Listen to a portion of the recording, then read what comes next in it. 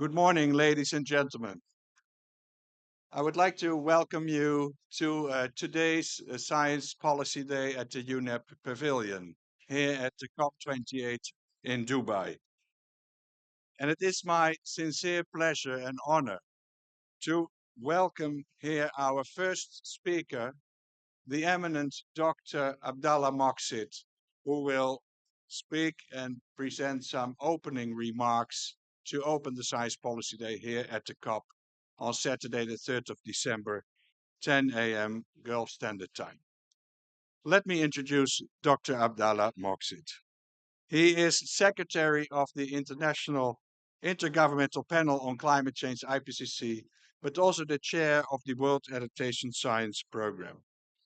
He has vast experience as also with the World Meteorological Organization in Geneva.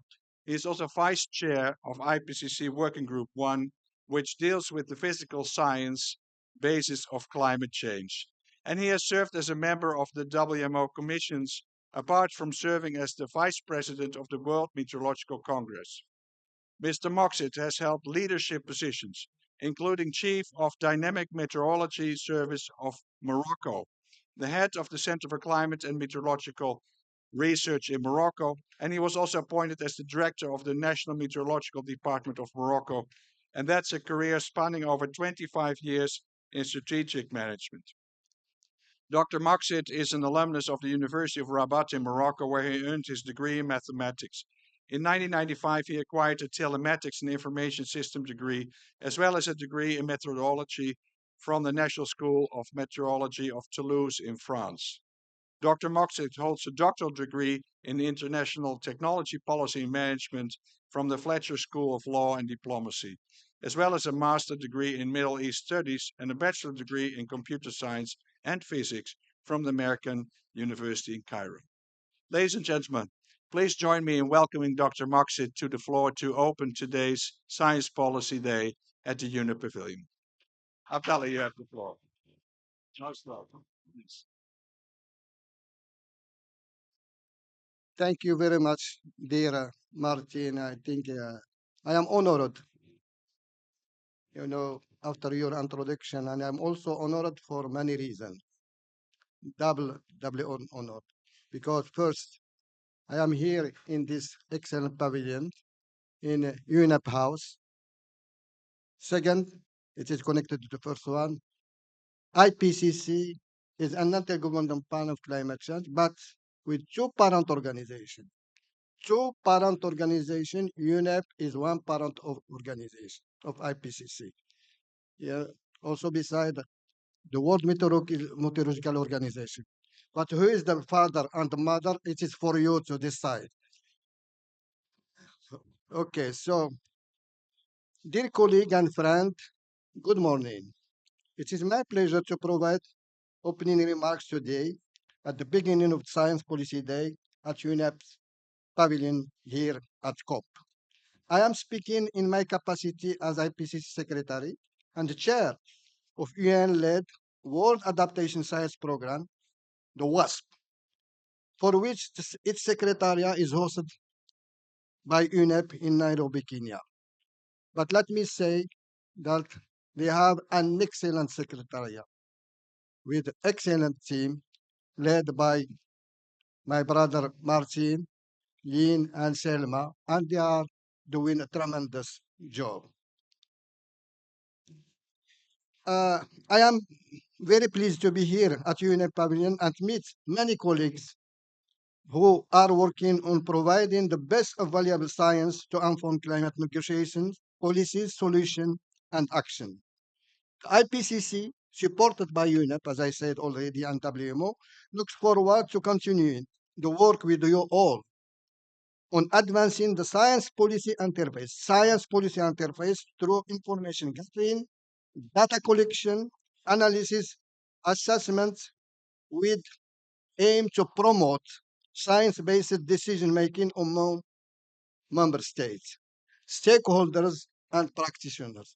So it is exactly the transformation about science to, to be helping decision-making for all segment interested in this information, member states, stakeholders, and practitioners. As we all know, the climate change focus has gradually been expanding from mitigation policies and action to raising awareness about the importance and urgency of adaptation and literally also to loss and damage. This is really important because now the focus now is for adaptation and loss and damage. And I think the one who attended the first day of the COP, you know, discovered that loss and damage is really taking consideration, not only this, even in financial components. In 2018, IPCC warned, IPCC warned us that the choices we make today determine the world we will thrive in tomorrow. The IPCC IR6 reports have made this very clear. Now we are already facing irreversible climate change impacts observed across the globe, from flooding in Pakistan to drought in Western Africa and wildfire in Mediterranean and Australia. And I can add, in the sixth cycle, we discovered a new concept, which is weather fires. Weather fires. It is new concept. In the past, fire are coming from action from human, but now there is a concept weather fire. As highlighted by UNEP 2023 editions of the Emission Gap Report and Adaptation Gap Report released in November, the world fails to cut emission and provide adequate investment and planning to climate adaptation. This leaves the world exposed to even greater climate change impacts, which affect vulnerable people disproportionately. I sincerely hope that the IPCC IR7, the new cycle, I- IR7 work plan meeting scheduled for January 2024, just a couple of weeks from now, will help provide a more robust scientific basis for prompt and adequate climate action. This is needed to contain unexpected impacts, particularly for the most vulnerable groups. In the same spirit, I would like to mention our UN-led initiative. Our UN-led initiative, the World Adaptation Science Program. I'm inviting you to follow the word, each word of this title, the World Adaptation Science Program. It is about adaptation and about also science, which is jointly sponsored by UNEP, WMO, IPCC, UNEP, the GEF, GCF, and UNU. And I am pleased to inform you that many just, you know, last year, some other institutions expressed the willingness to become observer, like European Commission as well as UNESCO. It is small but effective. Its small but effective secretariat is kindly hosted by UNEP in Nairobi. Currently, the WASP is focusing its effort through its working groups on bridging the science policy gap in the field of adaptation effectiveness, the global goal on adaptation, loss and damage, and finance and adaptation. The last group just, was established. In October, the WASP co-hosted the seventh Adaptation Future Conference held in Montreal, Canada. Some 1,500 attendees discussed all matter related to climate adaptation. So please make this connection. 1,500 attendees discussed all matter related to climate adaptation. In conjunction with this conference, the WASP held the fourth annual meeting and worked on scoping the future for bridging climate adaptation science and policy interface. Adaptation science, policy interface. In this regard, let me tell you that the members of the WASP Science and Policy Committee share with UNEP the same value of carrying for people and planet, leaving no one behind. There and our strong belief in science. their understanding of the urgency to take action based on evidence, and their interest to develop and provide adaptation solutions have brought us here together today.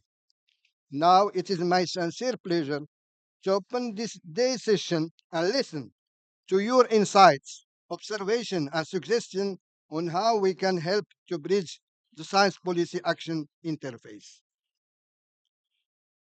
This is particularly important taking into account the needs and priorities of the vulnerable people in developing countries. It is now my privilege to take this opportunity to thank everyone in advance for your dedication, endeavor, and leadership to help member states and stakeholders to collectively achieve our long-term goals of the Paris Agreement. The world has experienced cascading consequences triggered and amplified by the pandemic, economic shocks, and climate change. I think this makes us realize now more than ever the importance of reducing vulnerability, managing risk, and building resilience toward a climate sustainable future for all. Therefore, we are gathering here today with the hope that COP28 will be science informed and action oriented. I encourage you to spend your day today here at UNEP Pavilion and attend the following critical and informative science to policy session. First of all, we will hear about antimicrobial resistance and the environment in relation to three planetary crises, the climate, nature, and clean environment fa- uh, facing. Second, the side event on the Emission Gap Report 2023 informing Global Stocktake start here at 11:40, which will start here at 11:45 a.m. Third, this one is followed by the side event on partnership to bridge the science policy gap for adaptation effectiveness, one of the core projects of WASP. This is to a joint session about UNEP Adaptation Gap Report 2023, the Adaptation Future 2023 conference, and the work undertaken by the World Adaptation Science Program. This one will begin at uh, 2 p.m. The fourth one, and this is finally the last one, at 15 past 3 p.m. The session, Enhancing Transparency for Climate Action, will take place. It is organized by UNEP Copenhagen Climate Center. Last but not least, let me say that all of you deserve a huge thanks for your continued engagement, contributions, and endeavors to help bridge the science policy gap. Without your efforts, the best of valuable science would not be available and accessible to inform and support decision making for climate action. Please let me also thank the UNEP team for organizing this wonderful Science Policy Day. I look forward to a successful day and fruitful discussion that advance the science policy interface for people and planet.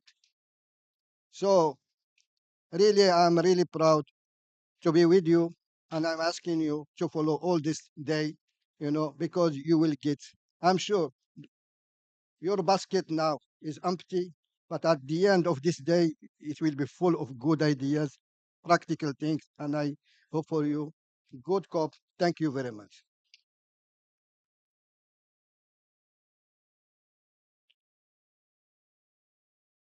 Thank you, ladies and gentlemen, for your attention. Let's give one more round of applause to Dr. Maxit, because you're not only opening wonderfully the day here with us, the Science Policy Day, but at the same time, you just completed the assessment report cycle number 6 of the IPCC, which is informing the negotiations happening here at COP28 among member states, providing the latest science for policy to member states and stakeholders, together with UNEP, WMO, and other partners, where we also bring in our gap reports produced by UNEP and other elements of the science policy arena, including the World Adaptation Science Program's efforts. Thank you so much for being with us here this morning. We look forward to interact you throughout the day and beyond, and also wish you good luck in your endeavors to bring science to the policy arena for important decision making here at COP28. Thank you so much. And with that, we close this opening session. And I think in around 15 minutes, the first session will happen at the Science Policy Day. Thank you so much.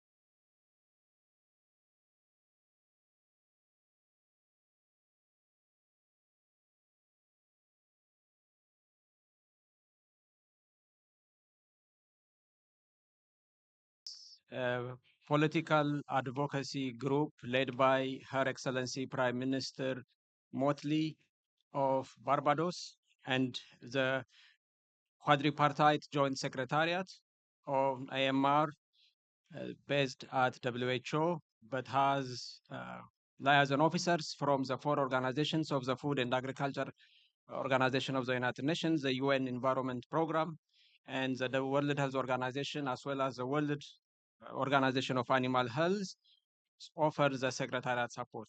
My name is Haile Getaun, and I am the director of that secretariat. I welcome you to this event, and thank you very much for your time.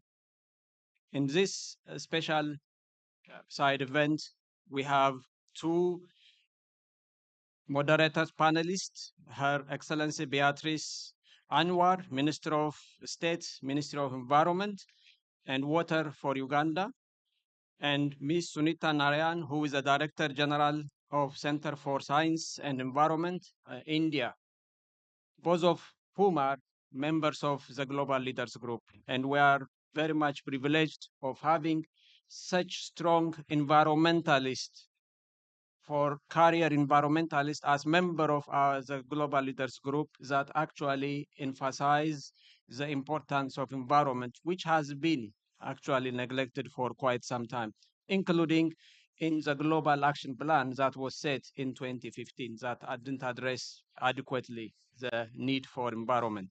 So in today's side event, which we will finish at on the spot on the hour, will discuss the importance of environment on AMR. And before I start, I would invite each panelist to give us their opening remark, and then I will pose a few questions to them. So I will start with Sunita Narayan, if you could give us your introductory remark. Thank you, Haley, and I'm really privileged to be a member of the Global Leaders Group. Um, AMR we know is a silent pandemic. When I started my journey in climate change, it was in 1991, Minister. So I'm really old at this. Uh, and when we discussed climate change in 1991, it was a gaggle of a few people, something like what you're seeing in this room. Just a few people talking about the fact that you could have something as catastrophic as climate change happening in our generation. I was in Rio in 1992, and climate change was just one of those issues that we were all concerned about. And for our generation, we all believed that we would be able to fix this problem and that climate change would never happen. It was only about something in the near future, and that scientists talked about. There were models for it, but no, it was something that would never really see the light of day. This is 1992. And I'm bringing us to that point because I want us to remember that when we think that AMR is not important today. that this is something that is also going to blow up in our faces, very much like climate change. That in 1992, when we met, we also would do meetings, and there would be few people who would say, yes, climate change important, but no, other things are more important than climate change. And today at this COP, you have 90,000 people coming. You have the world rising up to talk about the importance of climate change because it's an existential issue. But for somebody like me, somebody like Beatrice, somebody like Haley here, the Global Leaders Group is also our way of telling you there is another pandemic, there is another existential issue which is waiting in the wings that we are not paying attention to. And that is critical for us as we move on. Um, it's a pandemic which is no longer about tomorrow, it's about today. We have enough data to tell us how many people are dying in the world because of antibacterial resistance. Um, in my part of the world, in the south, where Beatrice comes from, where I come from, it's even more urgent because we cannot afford to be ill and not get well with the medicines that we get. It's hard enough to get the medicines. So it becomes difficult for us to really raise awareness about this. Now, today's panel is about environment in AMR. And I would like to thank Haley particularly because when we began to talk about the environment linkage with AMR, and that Haley was about 5 or 6 years ago, it was still seen to be a very peripheral issue. That AMR was really about the human side, and that environmental issues were seen to be, well, why do we really bring environment into this issue? You're forcing it. And I think it was, and I really have to say that it was the fact that we got so much encouragement that we were able to bring out the different facets of why environment and AMR need to be understood. It's simple. The fact is, it's about waste. Environment is about pollution. This is about pollution. This is about pollution that comes out of manufacturing facilities. It's about pollution that comes out of effluent that comes out of hospital waste. It's about effluents and waste that comes out of poultry farms, out of all places where we are beginning to use antimicrobials, antibiotics, and the material that comes out, the effluents that come out, then are contaminated. So think about it as you would a generation ago when we started talking about pesticide pollution. It's the same, but much more serious because that bacteria, when it becomes resistant, it basically makes the medicine ineffective. So it's not just another contaminant, it's a life threatening contaminant. And so the environment link with AMR becomes so critical to look at. It's also something which is within our reach to fix. And I think that's the issue that we need to talk about because we can state the problem, but the problem statement is not good enough. We need to be able to see what can we do. And that's what I hope, Haley, we will discuss in our panel today. Thank you. Thank you, Sunita, for that reminder that we shouldn't wait until the crisis ensues as what we are seeing in climate. And also thank you for reminding us the evolution and also for your contribution through the interagency coordination group really to be a stark advocate for environment and AMR. So now let me go to Her Excellency Minister, Beatrice, for your opening remark, please.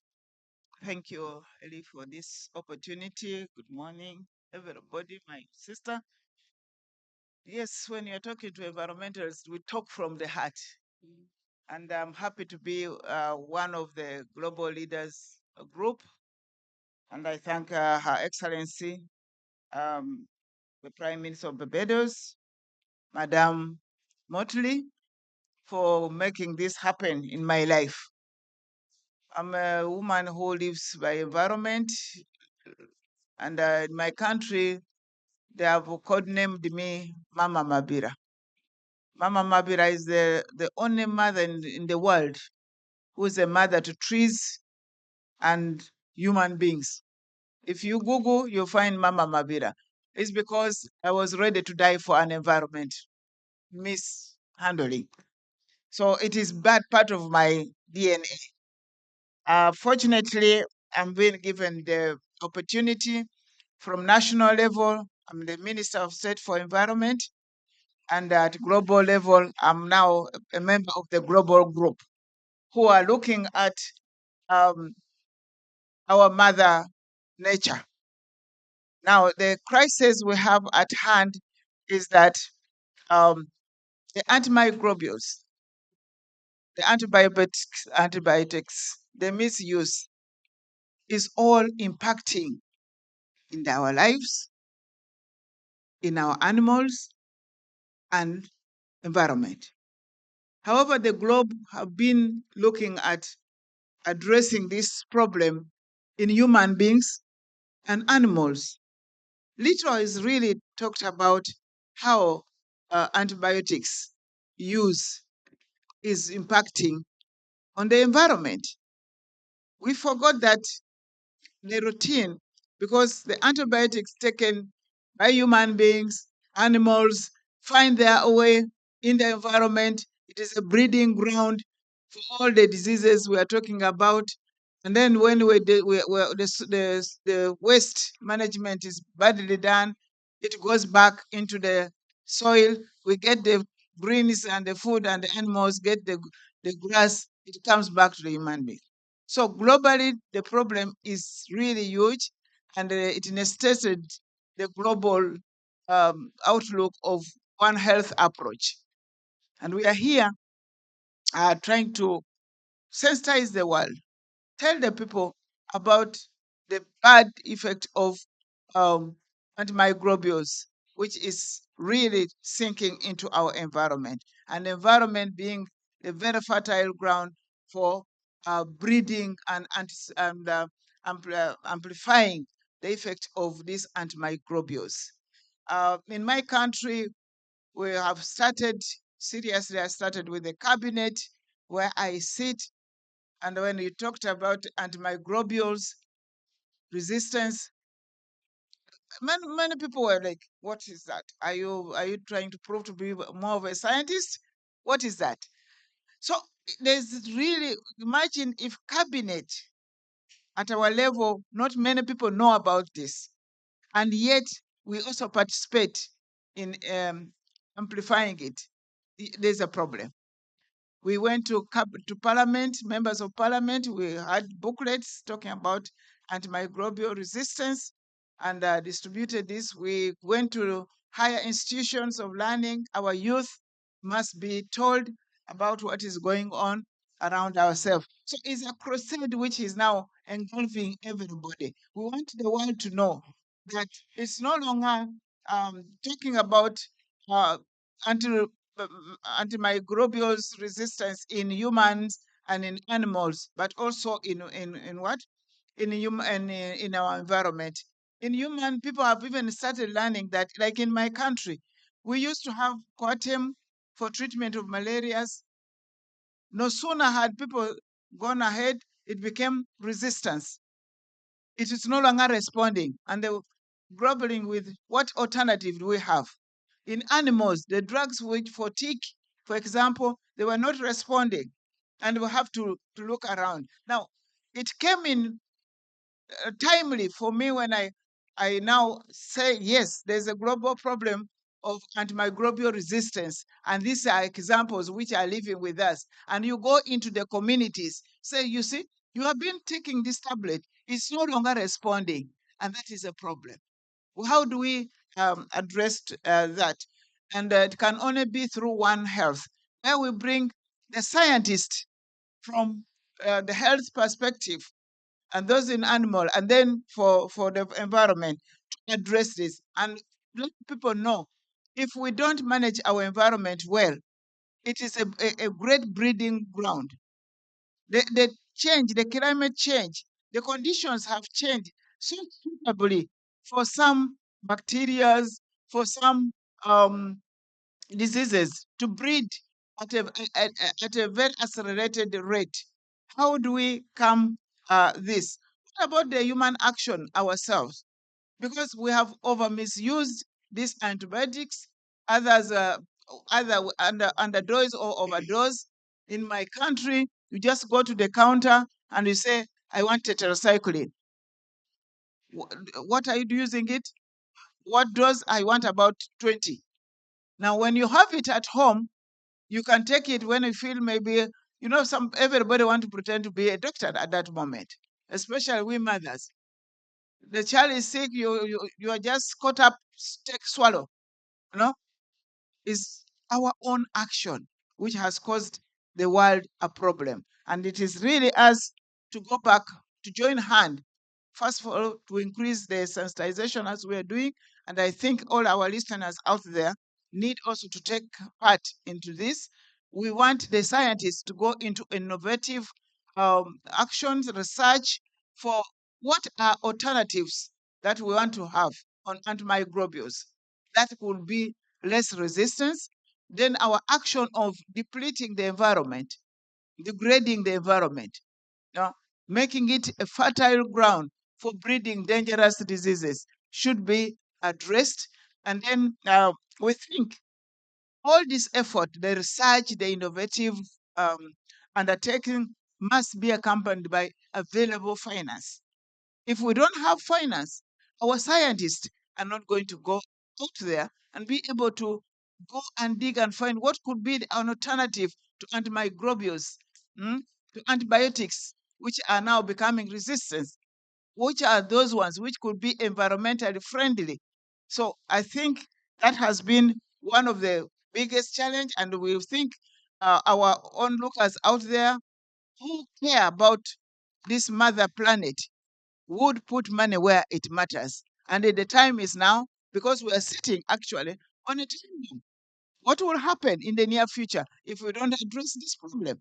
We need to let our scientists go and do the research and bring us alternatives, innovative undertakings. But the language, as I conclude, of our scientists should be simplified for an ordinary person to understand what you have already researched on. Because if you keep in a scientific languages, and yet the majority of the users, the implementers, are not scientists, then we shall go slow. So that is my personal plea to our researchers, our scientists, that know that in this undertaking on antimicrobial resistance, it is all both the scientists and the non-scientists to implement it smoothly. God and my country. Thank you, Minister, for clearly showing the synergy that has to be done between environment and AMR, and also showing us what critical inputs are needed if we want to address environment within the AMR, context, and also for calling the alternatives to antimicrobials that also address the pollution effect of antimicrobials in the agri-food system. So now let me go back to Sunita. And as we said, you are a long-time environmentalist, you are activist, highly decorated and recognized. And as I also said, you have been an ardent advocate for the inclusion of environment into the AMR response.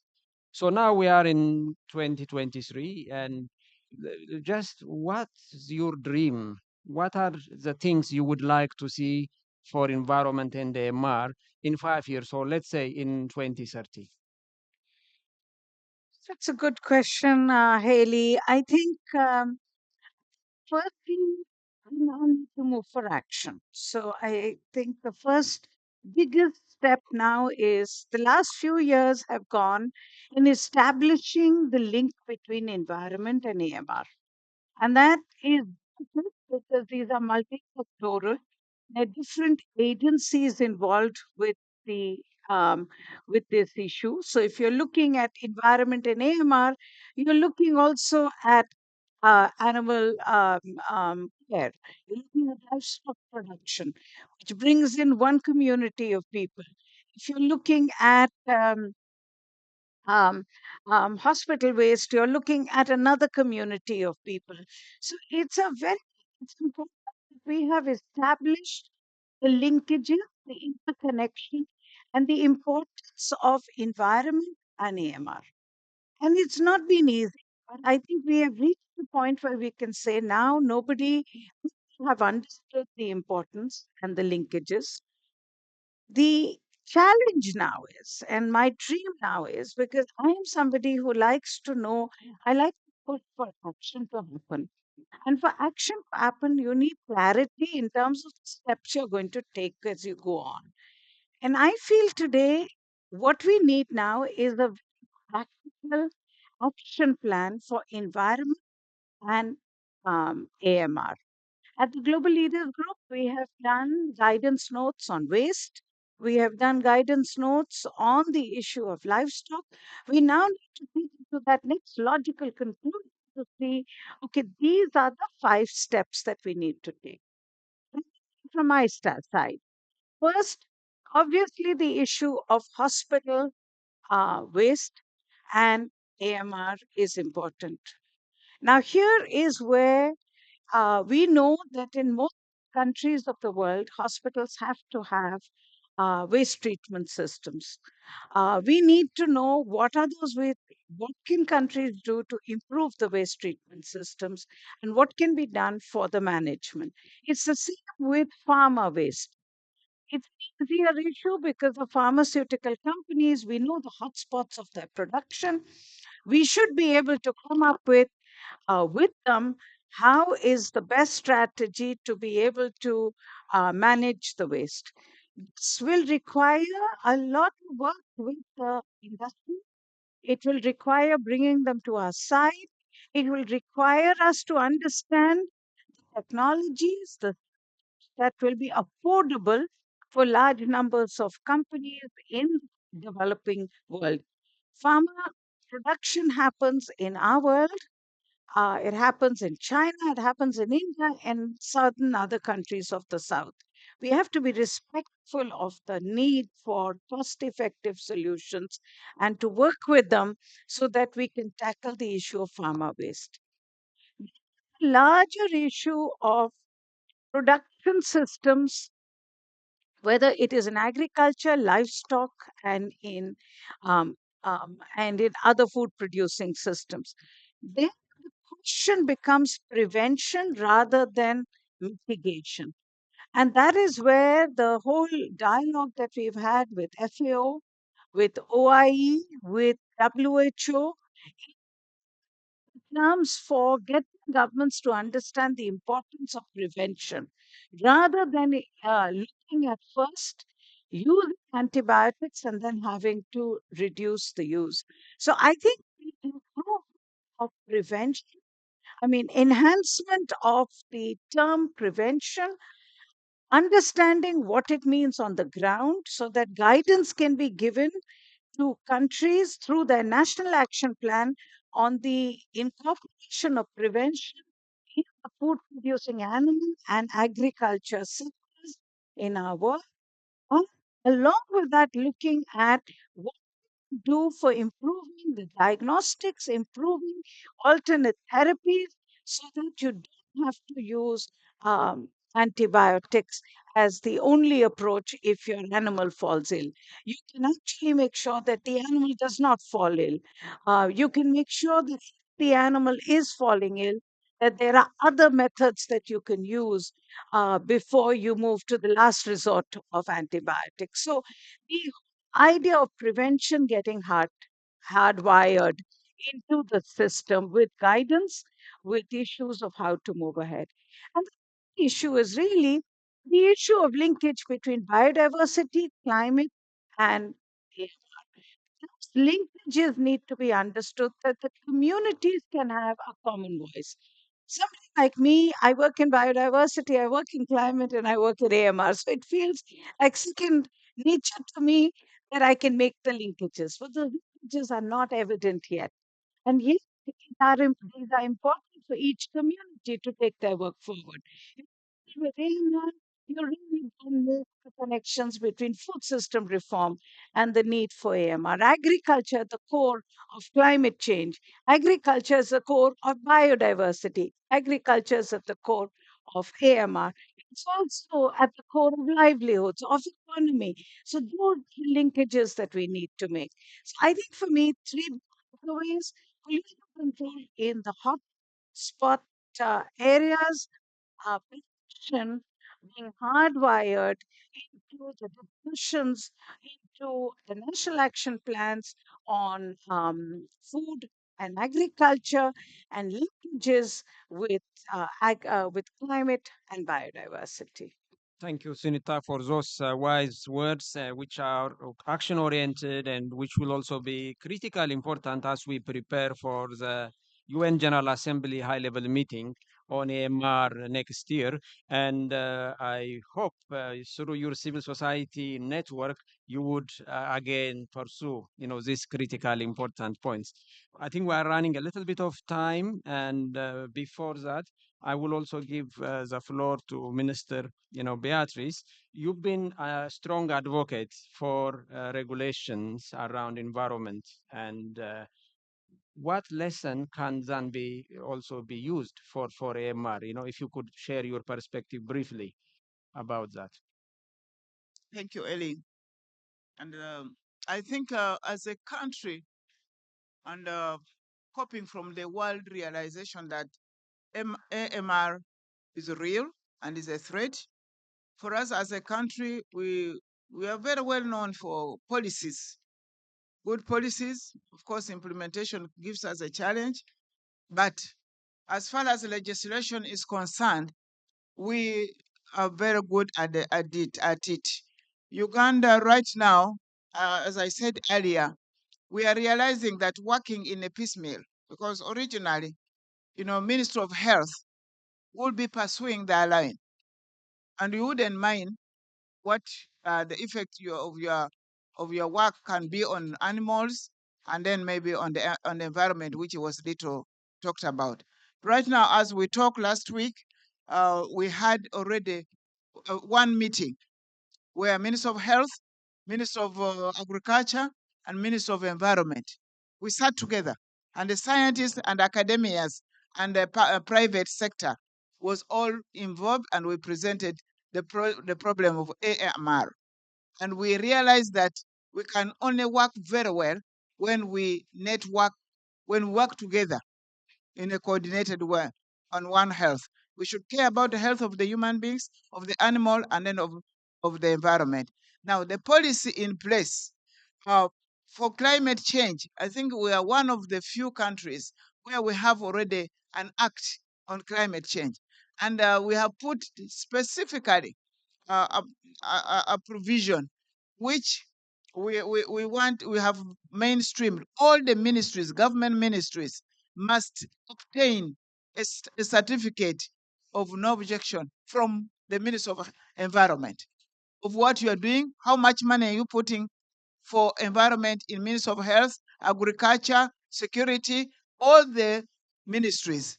And we want to know what are you going to do about it. So this one helps us as a policy to rally all the government agencies to mainstream the effects of climate change. Now with AMR, which has come out, is one of the focus. We want to see each ministry, what are they doing to prevent that. With a certificate which we have to issue, you have to outline to us what you are doing in the field of environment protection and vis-a-vis the challenges like AMR. So as a policy, we think we are doing this, but we can still benchmark with other countries because we need to work together. And as I emphasize, we need to have the science in a simplified form that can enable the legislators, not everybody is a scientist, put it into policy terms. Above all, we have a goodwill. With the president spearheading this, we have already changed the drugs for animals. They were already resistant. In Uganda, if you benchmark with us, we have already um, changed what we used to have. The drug authority has been actually rechanged so that they look at the alternative drugs that cannot be harmful that are not resistance. But we're also using the natural solution is a way forward. We need to look, as my sister said, we need also to value the traditional solutions to most of these um, diseases that are upcoming. So we need them to be embraced and appreciated. And for us, for legislation, we are ready to benchmark with others, to network with others, but we already started and we shall spearhead this. I'm the global leaders person in Uganda, and I have already the technical team gathered around. We have meetings in my ministry. So these things, when we interact, we still take it back and we bring it forward for us sharing for the good of this world. Thank you, Minister. Thank you also for your championing AMR across ministries in Uganda. Unfortunately, we are running out of time. I cannot, give the floor for audience questions. But before concluding, I would like to introduce the pocket guide of the Global Leaders Group on Integrated Surveillance. And this is an advocacy tool actually for ministers across different sectors, how they can actually use and advocate for integrated surveillance across sectors, environment included, and animal health and plant health, as well as human health. And this policy, guidance was done by a task force of the Global Leaders Group that was led by a member of the group, Professor Lothar Wheeler, and also been done across the different groups of the GLG. And this advocacy tool would be very useful to advise ministers on how they can also advocate. And currently, the quadripartite has a technical group on surveillance that is also producing the technical input on what is needed for indicator, also, and also what is needed also for the input at national level. So it is on the website and there is a QR code, and we hope you will be using it really to advocate, because we need more data from environment, because data should driven decision and action. So this integrated surveillance guide and the advocacy linked to it will be useful. With that note, I thank our panelists and thank you also for your contribution as member of the Global Leaders Group and for your respective national advocacy, global advocacy, and being a champions for environment. And with that, our session is concluded, and thank you also for the audience. Thank you very much. Yeah. Yeah.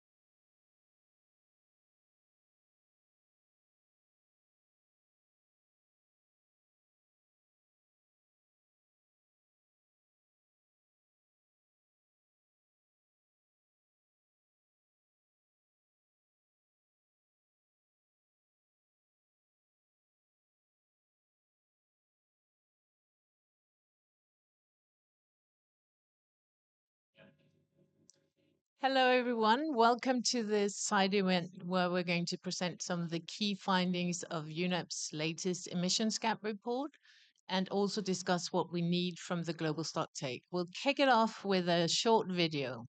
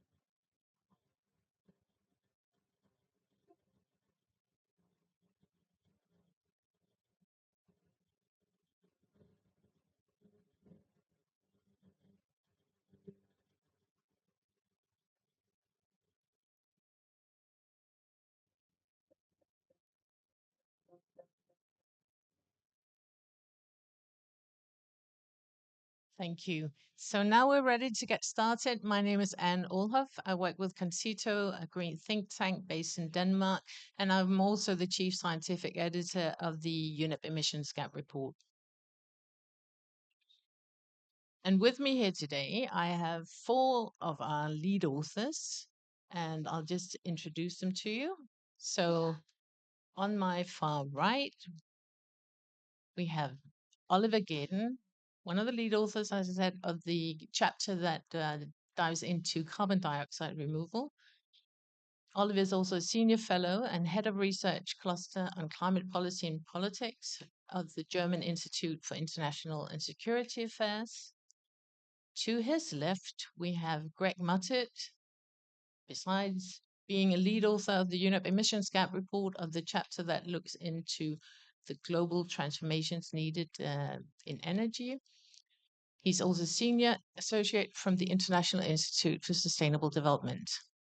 Then we have Jakob Müller-Getter, again, a lead author on the energy transition chapter from the Emissions Gap Report, looking into energy transitions in low and middle income countries, professor of energy and development policy at University College London.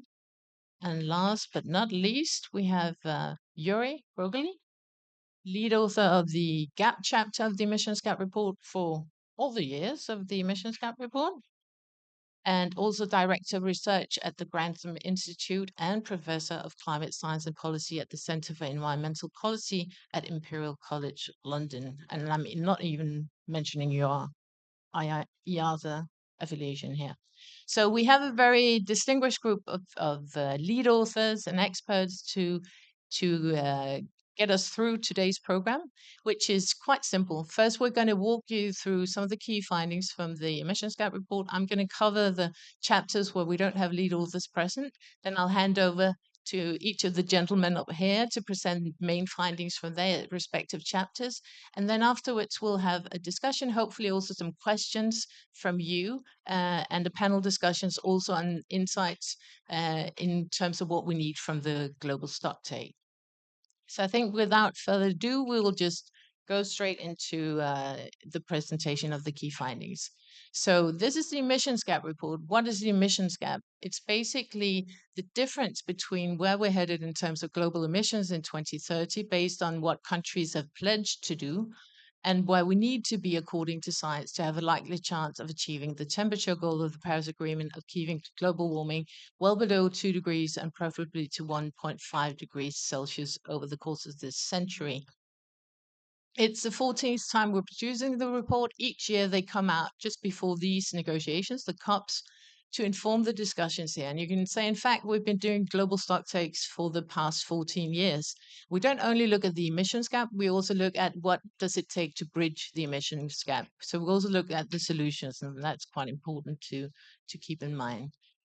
This year we have 79 authors contributing to the report from 47 institutions in 23 different countries.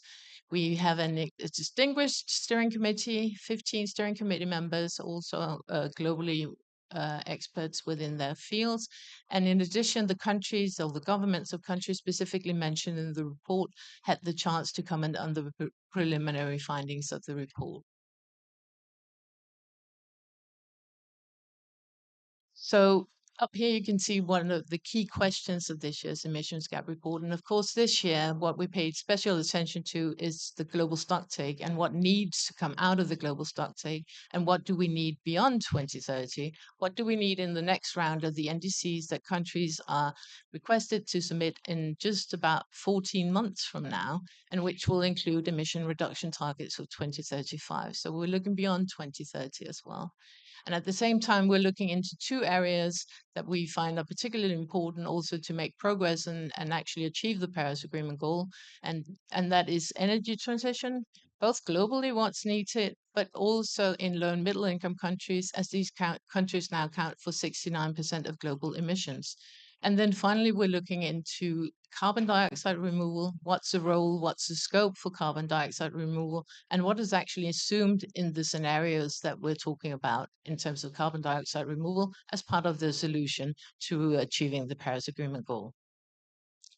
So if we just look quickly at what happened with global greenhouse gas emissions, what we see is that they actually increased 1.2% between 2021 and 22, reaching a new record high of 57.4 gigatons of CO2 equivalents. We can also see that by now all sectors apart from transport have fully rebounded from the dip in emissions caused by the COVID-19 pandemic, and that they now exceed the previous record high of 2019. And at the same time, we see that some of the other greenhouse gases, methane, nitrous oxide, fluorinated gases that have much higher global warming potentials are still increasing quite rapidly. If we then look at what has happened in terms of progress since last year's COP, not a lot has happened on the nationally determined contribution side. Only 9 countries responded to the request and called for strengthening NDC targets for 2030.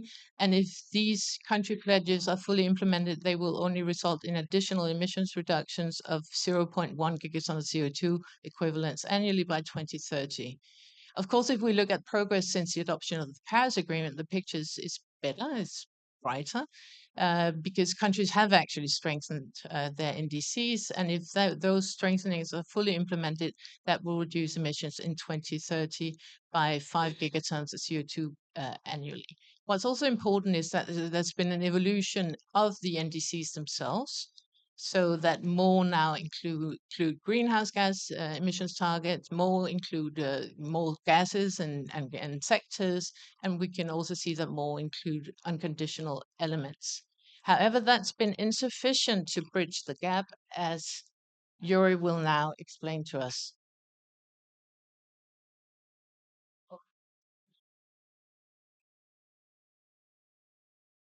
Thank you, Anne. If we take all the assessments of the individual indices and we add them up and we compare them to where we need to go in order to limit warming to 1.5 or 2 degrees, the difference between those is the emissions gap. And that is what we do every year. And also this year we have quantified it. You can see it here in this figure. At the bottom, you see where we should be going or where global emissions should be going in order to be in line with limiting warming to 1.5 or 2 degrees. In the report itself, we also have a 1.8 degree level, just as indicators, indicative benchmarks of what could be, could inform these discussions here. And we see that the gap is sizable.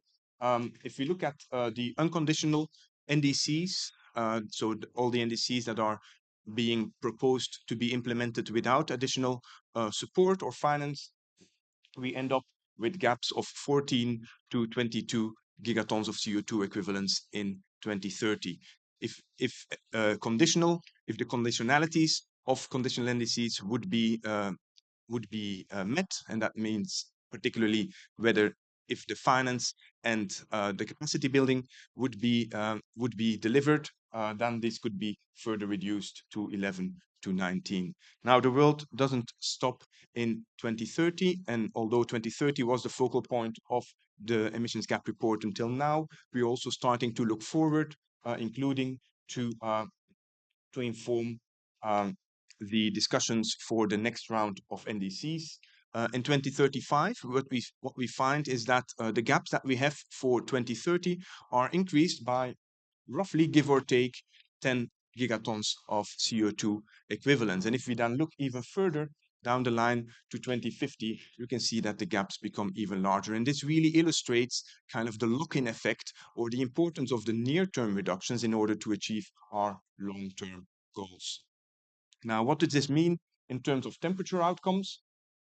If we continue current policies as they are currently on the books and being implemented, we are able to avoid 3 degrees of warming. If we instead achieve the unconditional NDCs or the conditional NDCs, this would be 2.9 or 2.5 degrees of warming. In our what we call most optimistic case, and this is not the most optimistic case of what can be achieved, but this is the most optimistic interpretation of what is currently on the table. We find that warming would be that just 2 degrees of warming would be avoided. Now, these are individual numbers. Actually, behind this are kind of larger distributions of warming, because we can't exactly predict how much warming we would get, and this inform further climate risk. As you can see here, with the current policies, there is still an important risk that warming would actually exceed 4 degrees, even if the best estimate is significantly lower than that. And equally at the lower end, in our most optimistic interpretation, we find roughly a 1 in 6 chance that warming ends up below 1.5 degrees. But at the same time, we find a 1 in 3 chance that warming ends up above 2 degrees. And so these are things that go together for one and the same emission pathways. And that, of course, informs then the different impacts, which this year we have looked at in the emissions gap report. We have extracted them from the IPCC assessment to see how extremes, for example, in terms of heat, drought, and precipitation, change in frequency over time and with each increment of warming.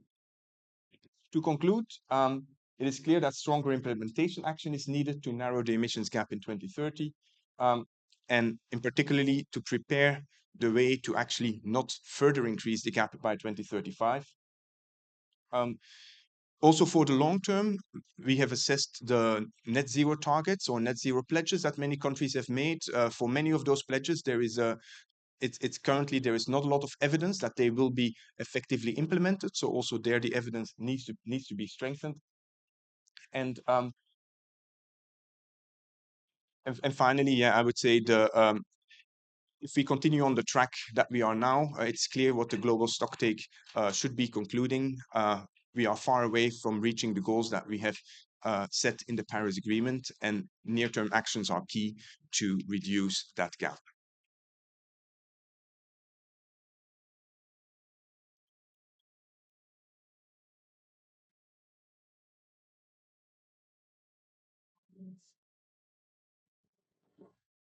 Sorry about that. Thank you, Yuri, and thank you, Anne, not just for introducing us, but also for leading us in the emissions gap report this year. The emissions gap report this year is called Broken Records, and I'm sure you all picked up on the double meaning of that. We've been breaking all the wrong records this year in terms of both global and local temperatures and weather extremes. But being at a COP, being at the 28th COP, you'll also be very familiar with the other meaning of broken records. At the launch of this year's report, the UNEP Executive Director said that governments need to stop making these great promises, and then as soon as they get home, approving new fossil fuel projects. And this graphic you see here is why we need them to stop approving new fossil fuel projects. What these columns show here is the lifetime emissions from the fossil fuel projects that already exist, that have already been built. On the left-hand side, it is projects to extract fossil fuels, coal mines, oil fields, gas fields. On the right, it's projects that consume fossil fuels in power plants, in transportation systems, in heating systems, and so on. And what you can see, if you compare that with the orange line at the bottom, is that there are enough fossil fuel projects in the world to blow the 1.5-degree carbon budget several times over. We need urgently to be moving away from fossil fuels. This is, of course, one of the key topics at this COP. It's being talked about, including it in the GST negotiations. We're very hopeful that there will be strong language on fossil fuels coming out of this COP.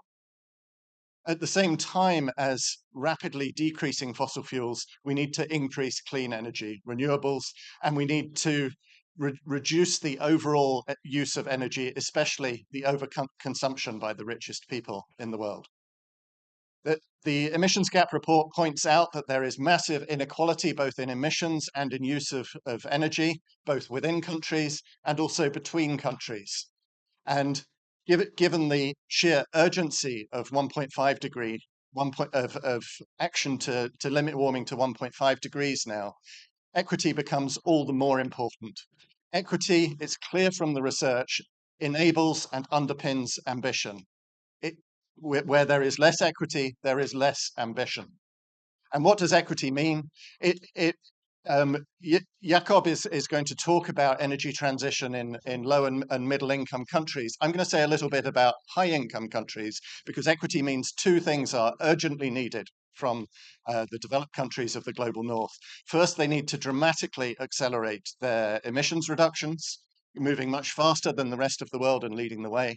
And secondly, they need to start providing serious amounts of finance to enable the transitions in poorer countries. Thanks very much.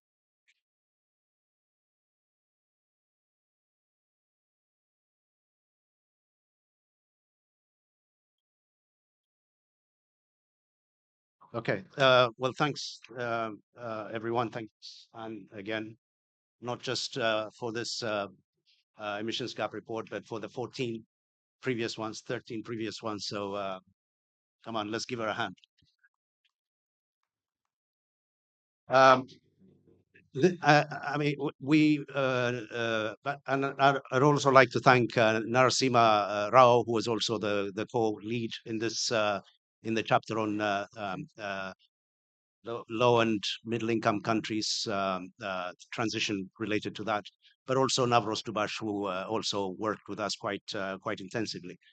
I think one of the things that we set out at the beginning was to try and begin to map out the different countries. When we talk about LMIC countries, we are looking at 100 plus countries with different energy systems, with very different histories and different resource bases as well. And what we did was really classify these countries. Again, it's a very broad classification of those that are fossil fuel exporters, fossil fuel users, at a large scale, such as South Africa, India, and then those ones who are much more rooted or deeply engaged with embedded. Their energy system is very much renewable energy based. And also the other countries, a large proportion of countries that are energy importers or fuel importers. And these gave us quite different challenges. Each country category will need to move in its own direction. And in some ways, that's what we meant by the development context really dictates the direction of travel for different countries. And that's something which needs to be articulated and re-articulated as much as possible. And of course, the question behind this as well is that the importance of capacity building and institution building could not be overemphasized, because this is one of the key areas where there is a serious weakness in particular the LDC countries, the least developed countries, where institutions are not fit to be able to deal with the kind of transition or avoided emissions transition that we seem to be talking about. And there are a variety of reasons for that. Some extra work going on, around the challenge related to capacity building, and in some cases, capacity has actually been eroded over time since countries became independent. But that's a different issue. But this is, a key aspect as well. And then the third thing is, of course, the next round of NDCs presents us with opportunities to do things, in differently, and to make sure that the next generation of NDCs really reflect the country evidence and country circumstances in a genuine way. Often, I mean, if you look at quite a number of NDCs, they tend to be pulled together in haste and not really reflecting on what really is the challenge that countries are trying to solve. Um, just one more slide. And the other aspect, of course, the key area where we worked on in this chapter is that access to affordable finance is a problem. I think Greg mentioned it. And you will see the cost of capital for the poorest countries is quite high.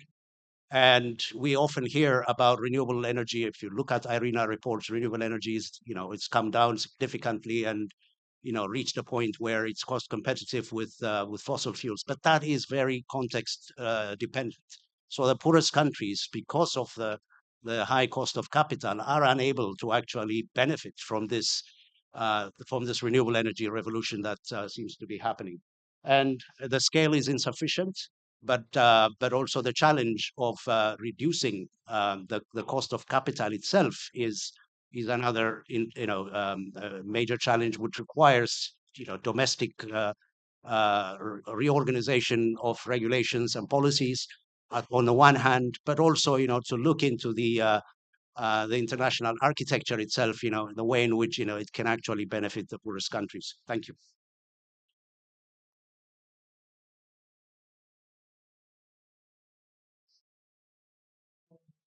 Yeah, thank you very much. Last but not least, carbon dioxide removal. There are two reasons why we need it. You need carbon dioxide removal to get to net zero emissions. The very reason why we call it net zero is there will be residual emissions counterbalanced by carbon dioxide removal.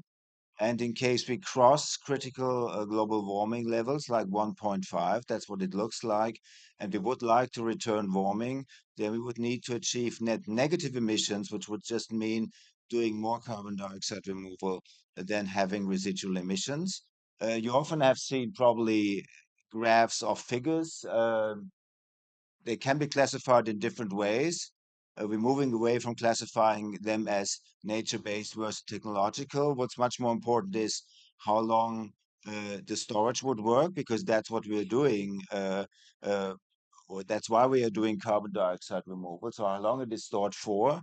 The longest option, of course, geological storage and minerals, the storage in minerals. And what we see in scenarios, and always have seen in scenarios assessed by the IPCC, but also by earlier UNEP Emissions Gap Report, the largest part is afforestation and reforestation. Then you have bioenergy with CCS, and more direct air capture with CCS, and enhanced mineral weathering. The last two, or the last three, basically, BECCS, DACS, and enhanced weathering, we're not really doing this. The carbon dioxide removal we are already doing, around 2 gigatons a year, comes from afforestation, reforestation, improved forest management. So there's often the, let's say, fear that CDR might be used to go on with business as usual and just say, well, we can continue to do what we do, and then on top of that, we will do carbon dioxide removal. This would really get us in trouble. This is not what the scenarios say. The scenarios say that most of it, until 2035, the next round of NDCs, but also until net zero for 1.5, net zero CO2 around 2050, and net zero CO2 for 2 degrees would be around 2070. It's a significant share, but the smaller share.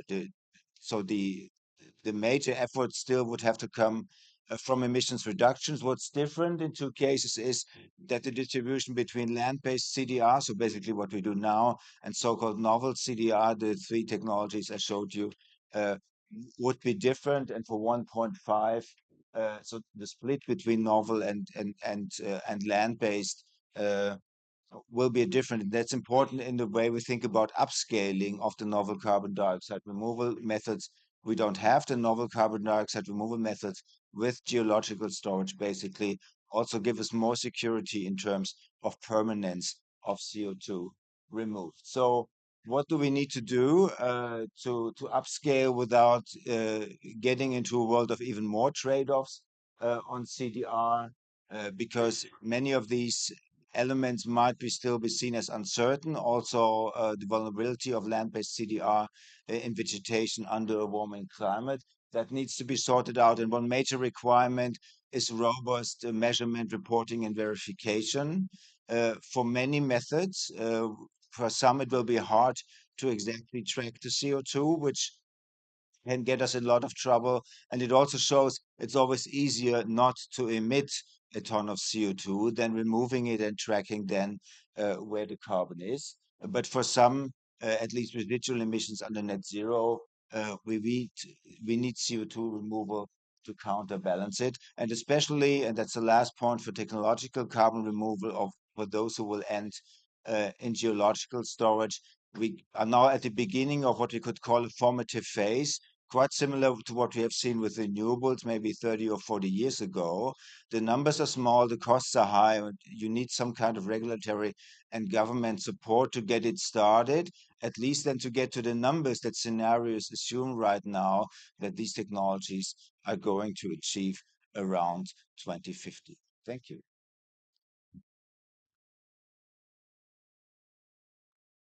Thank you, and thank you to all of you. We now have about 20 minutes, almost 20 minutes for panel discussion and for questions and answers. And I would like to open the floor for questions. This is a really unique opportunity for you to ask all the tricky ones and the more technical ones. And we already have one. And thank you, Martin, for Martin is responsible for the emissions gap report from UNEP. Thanks for also helping with the microphones.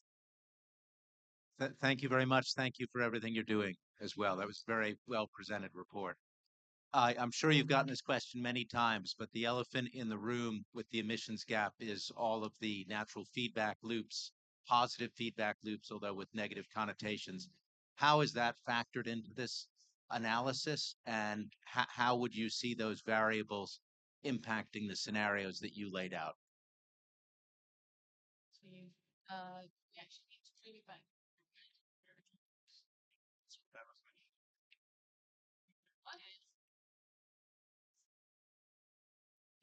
Yeah, so as you could see in the slide that I showed with the temperature distributions, even if we follow one particular pathways of emissions, there's not just one potential temperature outcome that we get out of it, but we get a distribution, and that distribution takes into account kind of the our latest and best understanding of the different of radiative forcing, the sensitivity of the climate to emissions, but also these feedbacks, which are incorporated in the assessment. So in that sense, many of those feedbacks are being identified in the literature. They are very often identified with a low probability. So if you're looking for outcomes that take into account those feedbacks, you would be looking in the tails of the distribution.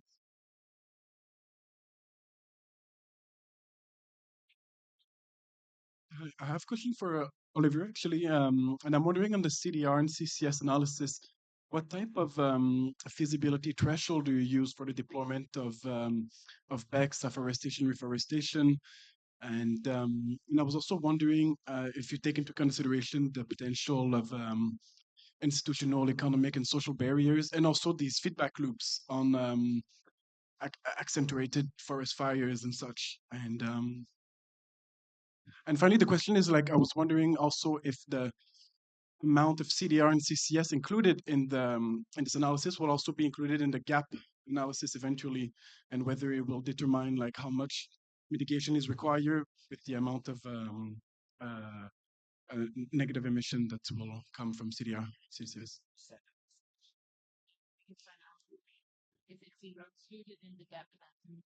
Yeah.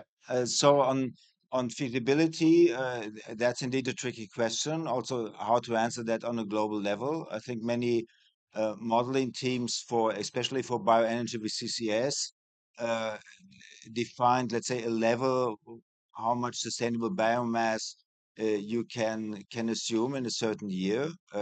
Sometimes as a threshold in exajoules of bioenergy. It's also important to know that you could say we do less bags than in the models. Often the biomass is going to be used in other sectors without the combination of CCS. But I think from my standpoint, I would say we need to find out via national practice of actually trying to get carbon dioxide removal going in national net zero plans where barriers and constraints are and what enablers could be. I mean, you have seen there were like 10 or 12 different methods. They come with different implementation options.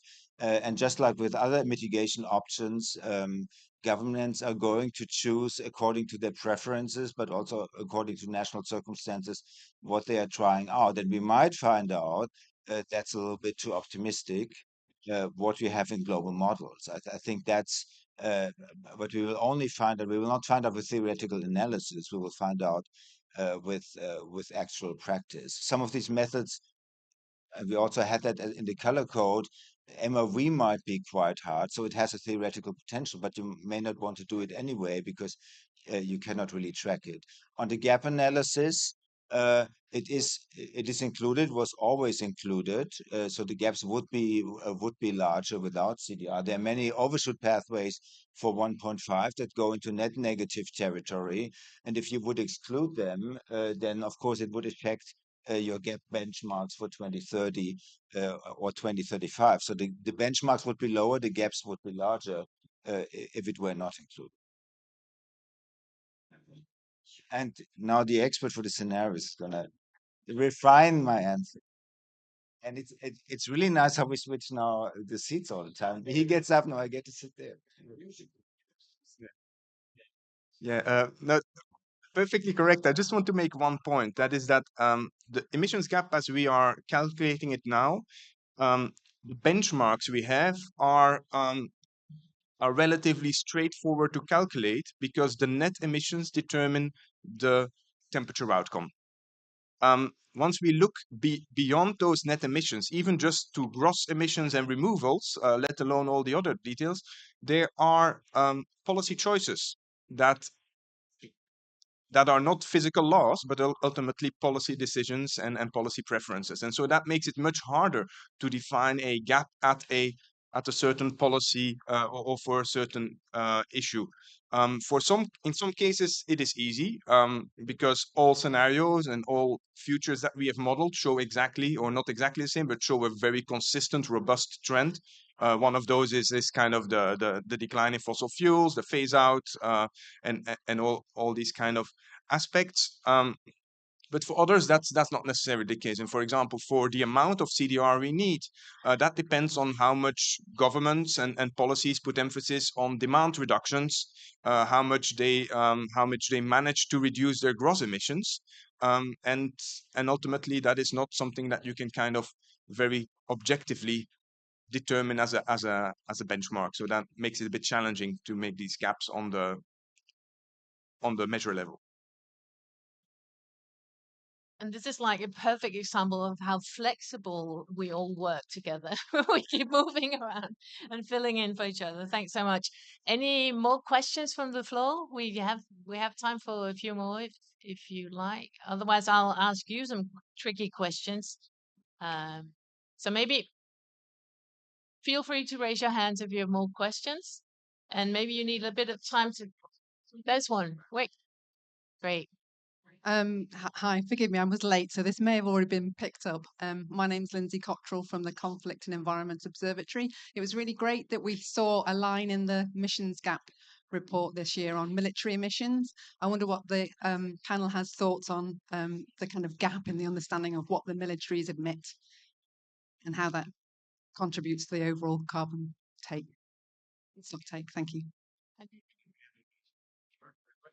Yeah,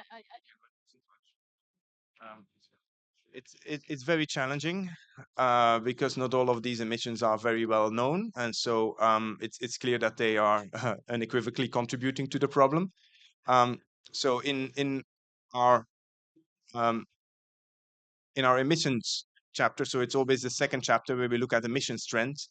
We take into account global estimates of emissions, and many of those estimates are based also on the production of fossil fuels, and therefore they kind of include it to some degree, but it's really hard to extract exactly how much is contributed by military operations.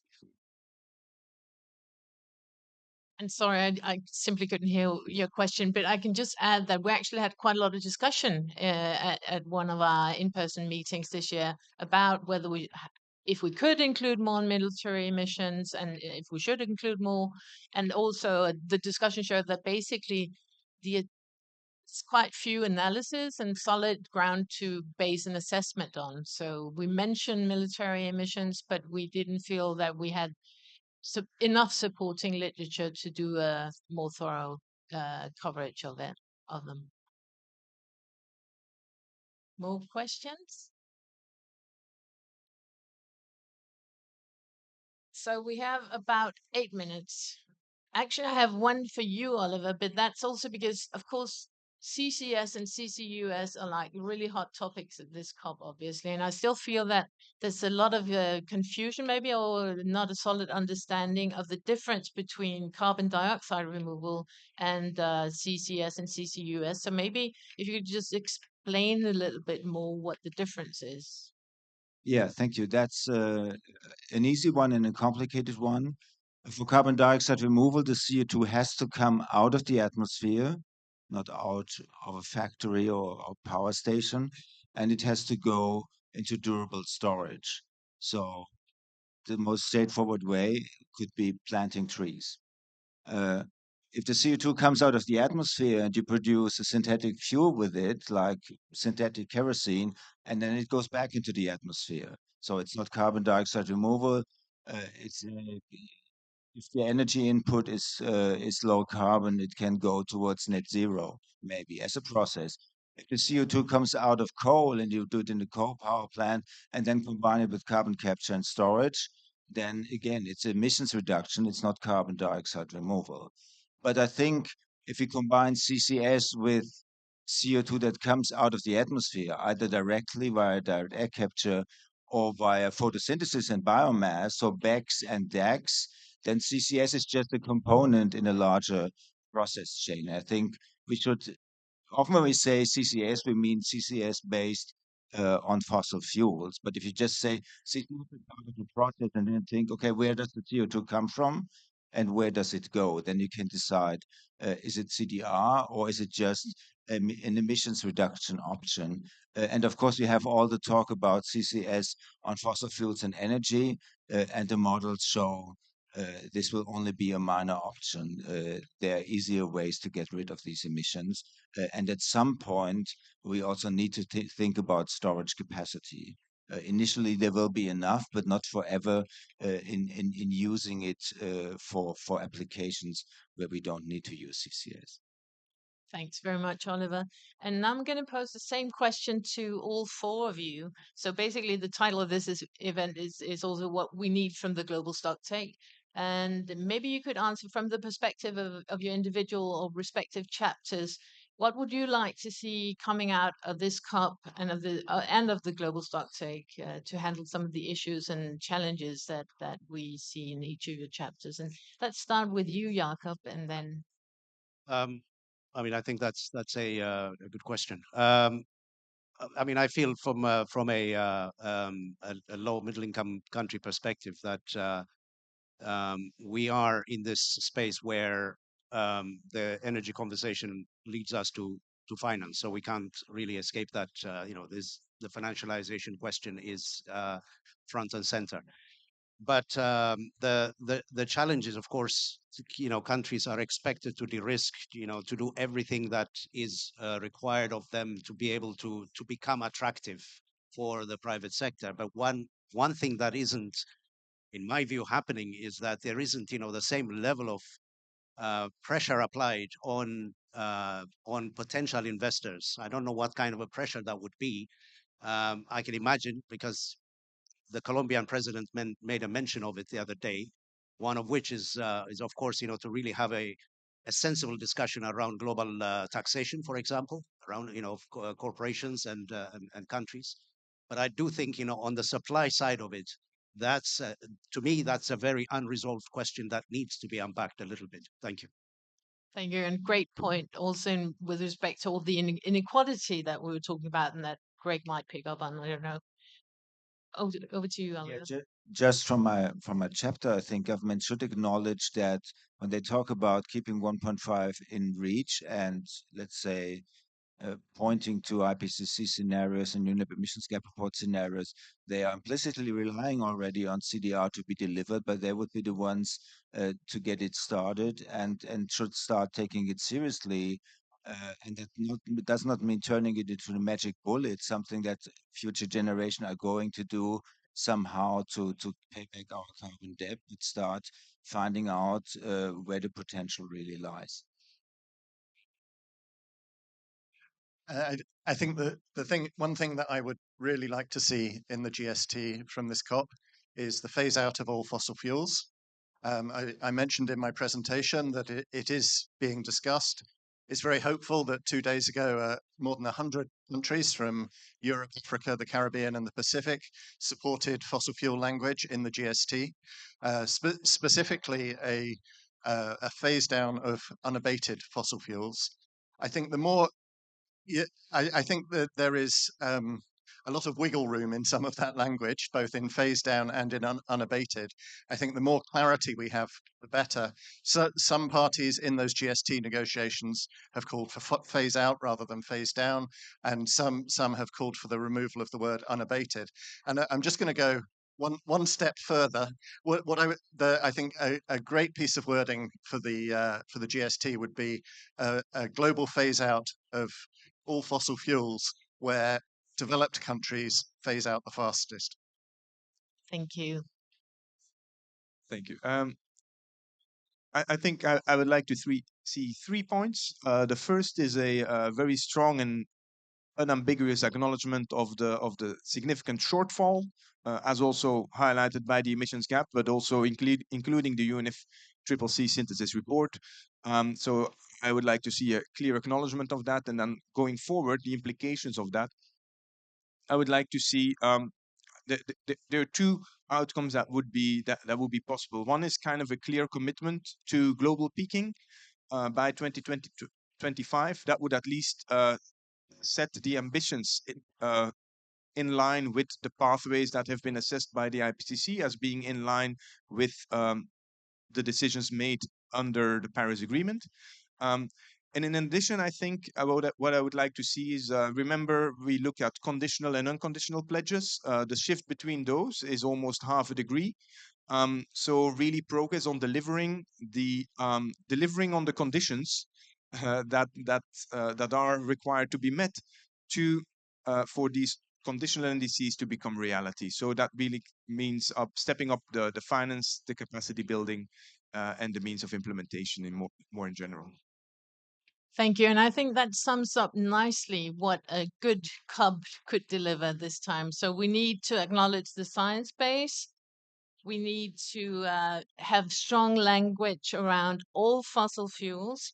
We need to basically address major global inequalities. We need to think in terms of new ways of doing that, maybe through global taxation. We need to do that by supporting the countries that need the support, both to implement the conditional NDCs, but also to provide or transition to just energy transitions. And then we need much more clarity around CDR, and we need to get moving, because no matter whether we like it or not, we will rely on it, especially longer into the century, if we want to keep the Paris Agreement temperature goal.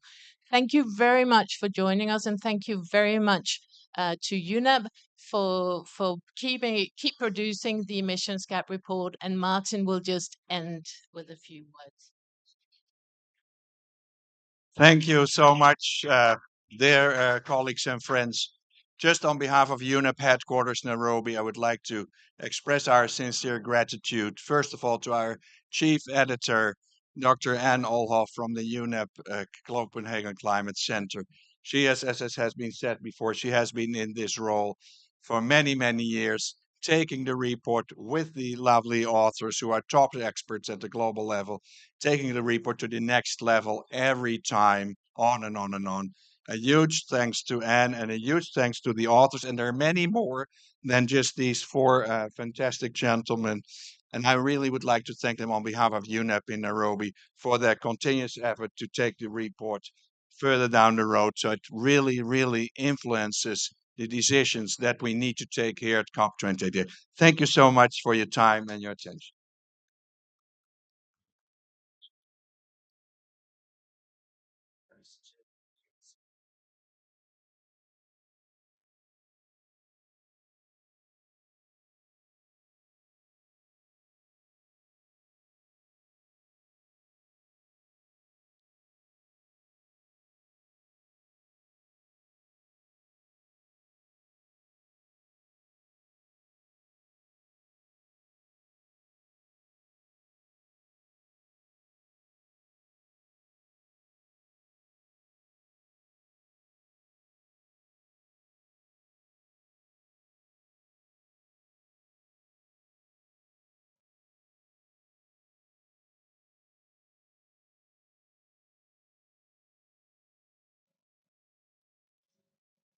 Good afternoon, everyone.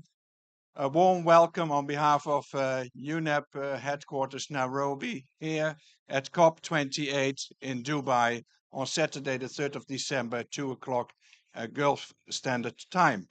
I'm very happy to welcome our speakers, in particular our moderator, Dr. Chris Ebi from the University of Washington in Seattle, Washington, eminent professor of adaptation science.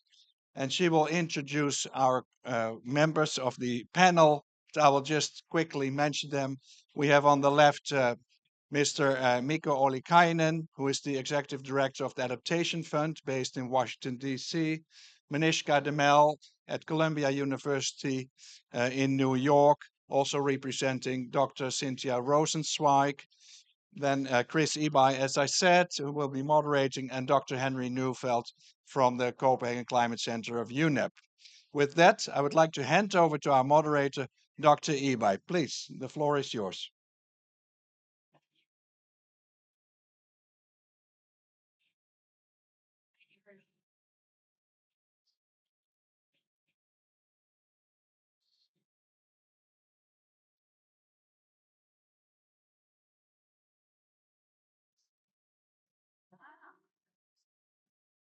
Thank you very much, Martin. Really appreciate the introduction. I appreciate you introducing all of the panel, and I appreciate everyone showing up here today. Congratulations on finding the room. It's been interesting for all of us, I think, trying to find various side events we'd like to participate in. I'm very much looking forward to the presentations. I think we're going to be moving forward to sit in the front row during the presentations so that we can see each other's presentations. And with that, Henry, you're first, and take it away, and we'll have questions and answers after all three panelists are done. Good afternoon, and thanks for coming, everybody, to this side event on partnering to bridge the science policy gap for adaptation effectiveness. And I'll have a few slides to go through. First, focusing a little bit on the adaptation gap report. Oops. Why doesn't this do what it's supposed to do?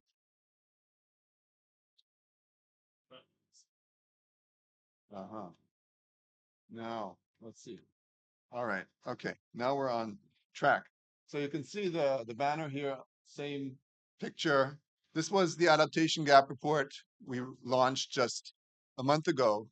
And after that, short overview of the gap report.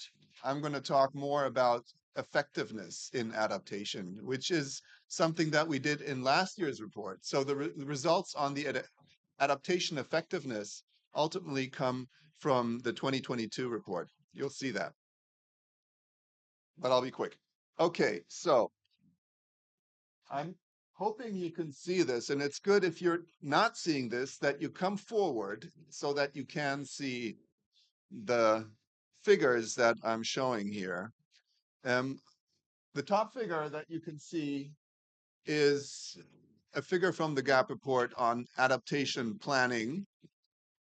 And what it shows is that for the past 10 years, adaptation planning in terms of the quantity of new policy instruments, laws, acts, strategies, etc., has been stagnating ultimately. You know, we get new ones every year, but the number of new projects and new instruments, and particularly the number of countries that hadn't had at least one instrument, is declining significantly, as you can see on the green line. So we have over 85% of countries now with at least one instrument, but 15% still don't have any. And that's a big thing. And it's hard for those countries to get up to speed because those are the most fragile countries, the most vulnerable ones, those that actually need adaptation the most. On the lower side, the lower figure, you can see adaptation implementation represented as the figure of the 4 international adaptation funds under the UNFCCC. And you also the same message. For the past decade, the number of implementation projects has stagnated. The volume, as you can see by the red line, has increased. That means projects are bigger, but the total number of projects implemented is the same over the past 10 years. And that means that the implementation gap is increasing because climate impacts are rising. What I also need to say is that gender and social inclusion in project implementation is very poorly addressed in the actions, and that is despite the fact that including gender and social inclusion, Jesse, improves the effectiveness of adaptation actions significantly. The next slide talks about the adaptation finance gap. This year, we produced the Adaptation Gap Report, specifically looking at a deep dive of the adaptation finance gap. We updated all the adaptation finance numbers. So what we see today here is that the finance, the adaptation costs and needs are in the range of 215 to 387 billion per year in this decade. And these numbers have been estimated further up because of this deep revision of the numbers that we're looking at. And with that, the adaptation finance gap is in the range of 194 to 366 billion per year. And that is because adaptation finance flows have actually declined to only 21 billion per year. That's a 15% decline from last year that we have the information for. And that means that we only cover 5 to 10% of what is needed in terms of adaptation, with the finance flows coming toward adaptation. And even if we double adaptation finance, as we promised to do in Glasgow by 2025 to double 2019 volumes, if we get up to 40 billion per year, we're still 10 to 20% of the adaptation finance gap only. So that's a major gap. We looked at several ways to bridge the gap. And besides domestic expenditure, which is really important, and bringing adaptation finance into domestic planning, international finance, for instance, through the new collective quantitative goal on adaptation finance by 2030, we could improve significantly the finance flows internationally.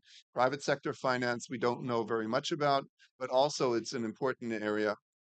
And then new elements that were added in this report, increasing and tailoring finance to small and medium-sized enterprises, because they dominate the private sector in many developing countries. Remittances are important, that is, migrants sending money home. The reform of a global financial architecture is incredibly important to support developing countries. I mean, this requires a major overhaul, as suggested by the Bridgetown Initiative, for instance, and then implementation of Article 21C of the Paris Agreement to make international funding consistent with low carbon, climate resilient development. We also talked about the loss and damage in this year's report. The second major topic of this adaptation gap report was on losses and damages, because last year a loss and damage fund and funding arrangements were agreed. And as we all know by now, a major achievement of this COP has already been that the adaptation fund has been approved, and that there are already a lot of pledges from developed countries in support of the funding coming to loss and damage. In the report, we look at multiple ways of addressing economic and non-economic loss and damage, but we need more robust numbers to assess the costs of loss and damage. And we need to mobilize resources for loss and damage for the fund, and we're doing that. In addition, we need other innovative financing mechanisms to support the scale that we need to achieve in order to insulate low-income countries and disadvantaged groups, such as women, but other indigenous peoples, local communities, from the climate impacts as a major outcome of COP28. So now I'll talk a little bit about adaptation effectiveness in the remaining time that I have. Last year, we not only looked at, we also looked at the OECD data and estimated all of the principal adaptation projects reported by financing organizations and countries. And as you can see in the upper red line, that's the total number. But the lower line, the blue line, shows the percentage of these actions actually addressing climate risk being defined as a function of exposure and vulnerability to climate hazards. That is, activities that had evidence of addressing exposure and or vulnerability were considered in the blue line. And you can see that a large proportion of that funding actually doesn't really go there, and we can do much better. And the funding is a little bit better. That's the lower line, not the total number of projects.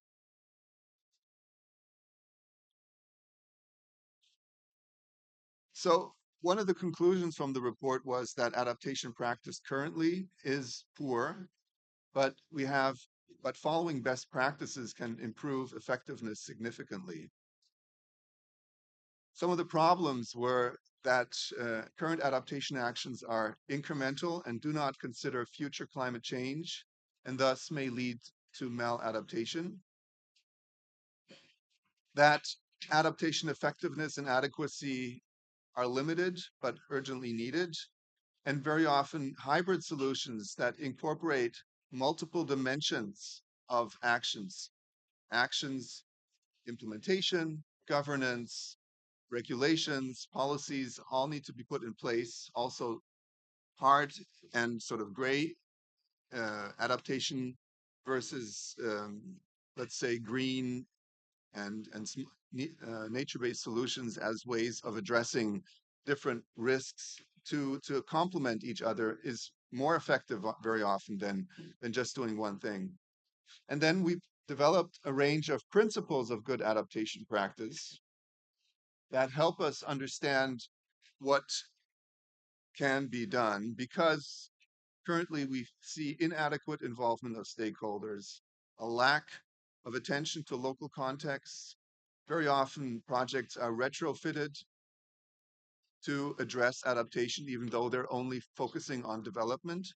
Short-term focus is an issue, and then failing to address social transformation and climate justice are incredibly important to underlying climate to reduce vulnerability. So by including stakeholders, local communities, we can address that lack of involvement. We need transparent, accountable, and predictable support. We need flexible programming and adaptive management of actions. We need to invest in local capabilities, capacity building, and democratic governance. And we need to consider future climate risks.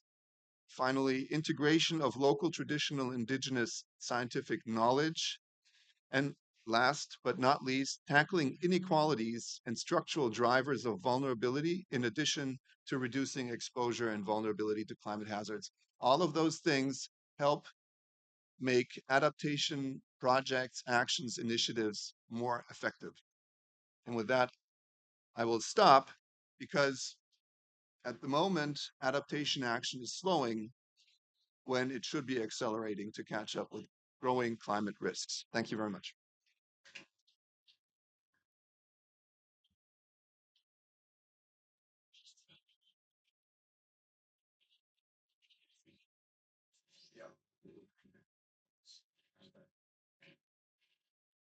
Good afternoon, everyone.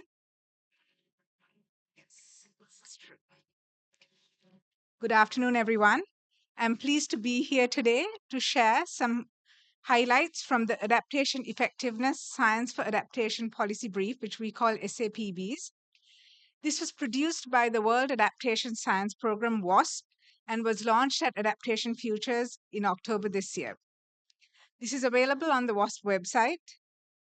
Cynthia Rosenzweig, Prabhakar, myself, and there you go.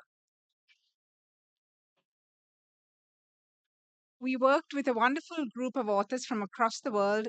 We worked on it this year, and I think some of the authors might be in the audience too. Thank you so much for your contributions. So let's start by looking at what adaptation effectiveness is. It refers to the extent to which policies and actions reduce present and future climate risks. There are two components to this. There's ex ante, which looks at potential effectiveness. This is a forward-looking perspective for assessing adaptation effectiveness. Before adaptation policies and actions are implemented. Then there's ex post, which is looking at actual effectiveness. This is after policies and actions have been implemented. As you can see in this figure, this is a figure from the publication. This is dynamic monitoring and evaluation for adaptation effectiveness. Climate change adaptation is a dynamic process, and therefore, in order for adaptation to be effective, it is important to carry out ex ante, ex post evaluations, continuously do monitoring and evaluation, and track how adaptation is progressing. That way, policies, plans, and actions can be updated and mid-course corrections can occur. I want to highlight some key messages from the SAPB. Adaptation effectiveness goals are to ensure that adaptation is adequate to address climate risks and do not foster negative unintended consequences. It is also important to inform adaptation financing. It is also important to inform both national and local level adaptation actions, as well as progress towards the global goal on adaptation. Global goal on adaptation and the global stocktake, which are two key topics being highlighted at COP this year. For effective M&E, we also need to have a good measurement of baseline conditions so that measurement of change can occur against this baseline. As I mentioned in the previous slide, because of the dynamic nature of adaptation, regular reevaluation of adaptation policies and actions are important, and this can enhance effectiveness. Both quantitative and qualitative measures are useful metrics, both for risk reduction and vulnerability reduction. We developed this figure as an approach to assess potential adaptation effectiveness in the publication. So we have some components of adaptation effectiveness here. In blue, we have ambition. In yellow, feasibility. And then in orange, equity and justice. The circles represent the levels of implementation. As you can see from the figure, there is only one part to high effectiveness, and that is if all three of these components are implemented at a high level. In the next one, we see moderate effectiveness, which is a mix of high and medium effectiveness. And once again, in this situation, it is limited by the lowest factor, which is medium scale of implementation. And then in the low effectiveness scenario, you can get a mix of high to low, and it's limited by the lowest factor, and therefore effectiveness is low. And then unfortunately, if all three are low, then it can be counter-effective and we can see maladaptation. As the IPCC report highlights, adaptation effectiveness it's still evolving, and there's a lot more we need to do for this. I just wanted to highlight some metrics from three key sectors: agriculture, cities, biodiversity, to give you a sense of what some of these metrics look like. So for example, for biodiversity, this could be something like the area of ecosystems improved or protected. The SAPB has a number of recommendations. I'll highlight a few here. With regard to international policy, it is important to support the development of guidance, tools for assessment, and methods of adaptation effectiveness related to policies, planning, and action. When it comes to the national scale, it is important to develop country or regional context frameworks and indicators. It is utilizing the dynamic M&E effectiveness framework can help identify national goals on adaptation. And then when it comes to action, strengthening data collection systems, analytics, establishing coordinated M&E systems, and developing metrics for key criteria potential effectiveness. And then it is also important to collect the evidence base for projects and programs that have already been implemented, because we can then showcase and identify what has worked. And also, as important as that is to ensure that we pick up things that haven't worked. The SAPB that we developed is part of the WASP Adaptation Effectiveness Core project that we are currently developing. So what we are aiming to do here is to develop an integrated assessment framework to measure adaptation effectiveness of national adaptation plans. The output will include a tool that will help stakeholders assess national adaptation plans using both quantitative and qualitative methods.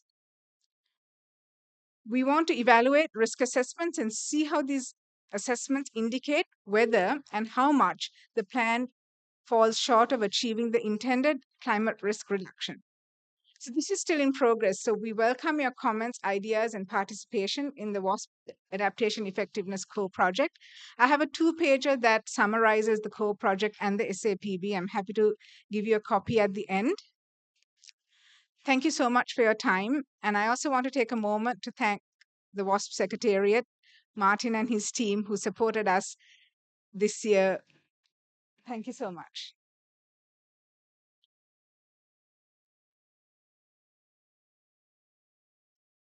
Thanks.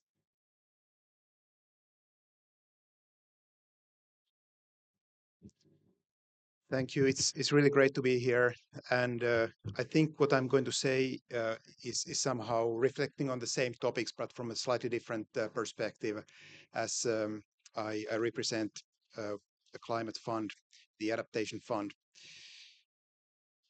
Here we go. Can I have the next slide, please?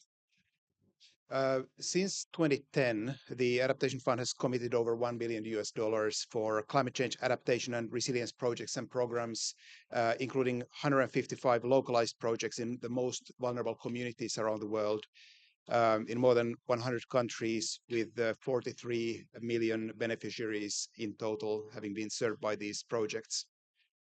Country drivenness is at the heart of the fund's work, and the projects are implemented by a diverse set of agencies. The portfolio includes 128 single country projects and 27 regional ones, as well as a growing portfolio of enhanced direct access innovation projects and others.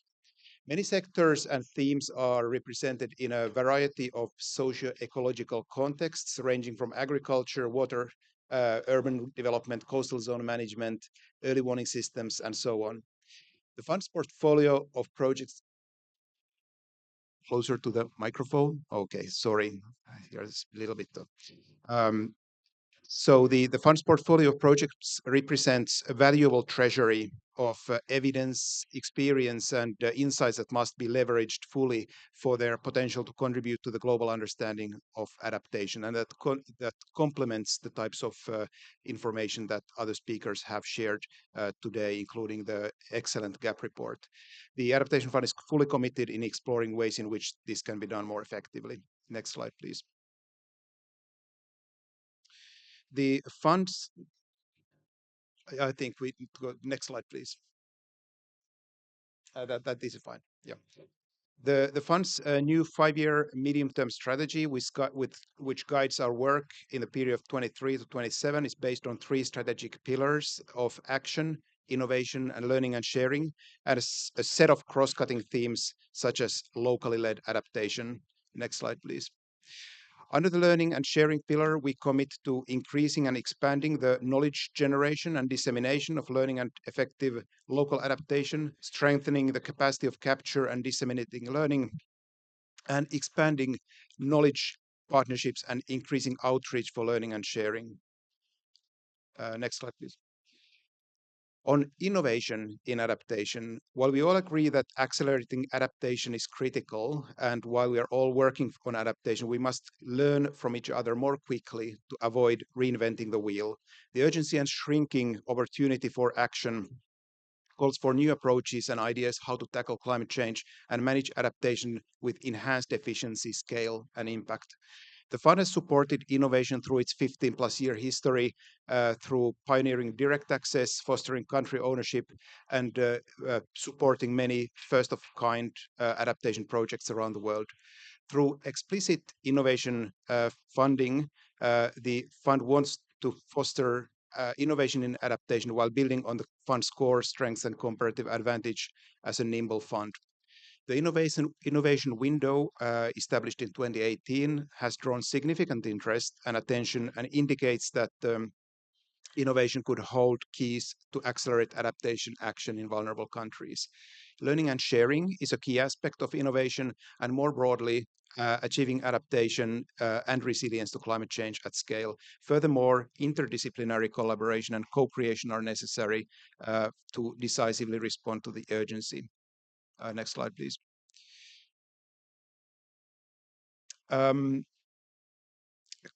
Collectively on adaptation, the science and research hold the capacity to contribute to build the case for adaptation. Science and research can provide valuable evidence to inform the discussion of adaptation finance, influence the direction of funds and for adaptation action, and to drive policy. With aligning objectives, the Adaptation Fund sees the science and research community as an important strategic partner to enhance impact and scale. As a recent example of our engagement with the scientific community in order to share the insights from the Adaptation Fund and learn from adaptation researchers and practitioners, we served as a conference partner together with WASP, the World Adaptation Science Program, and a sponsor of this year's Adaptation Futures Conference in Montreal just 2 months ago.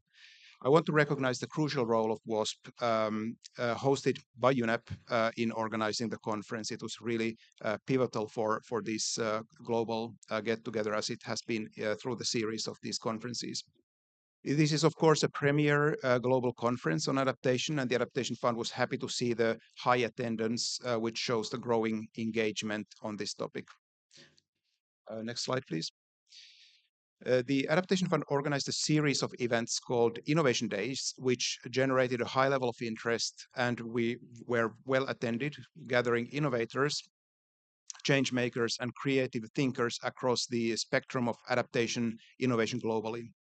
The series of events that made out Innovation Days sparked engagement and high involvement among participants through inspiring presentations showcasing the global diversity of innovation in adaptation, which drove rich and relevant discussions about drivers and barriers to innovation and adaptation. It became clear that there is great potential to accelerate adaptation action for vulnerable countries and communities globally through innovative practices. I'd like to mention just a few, do I still have a couple of minutes? A few points of the results coming from these innovation days. First is that the importance of indigenous knowledge in relation to nature-based solutions. And in relation to that, innovation is so much more than technological advancement, particularly in the most vulnerable context where communities where some approaches may not be fitting very well to make it inclusive and in line with cultural heritage and tradition. Human-centric approach and demonstration are important to showcase and create willingness to scale up. Projects and programs in adaptation innovation must build a social capital and dialogue in between different narratives and cultural value systems as a fundament while taking on the change process that innovative projects require. It's important to recognize the role of building trust and to encourage imagination in terms of storytelling needed to counteract and respond to the risk imperative with a sustainable trajectory and forecasting that is appealing. The importance of considering the innovation systems perspective to ensure transformative change, and not least also how this must connect to social systems and values to make it inclusive and sustainable. And the importance of supporting adaptation innovation ecosystems. We need to better support researchers, creators. We need specialized hubs with ability to provide incubation and acceleration support for adaptation challenges, and to better harness the creative potential of young entrepreneurs with specialized support.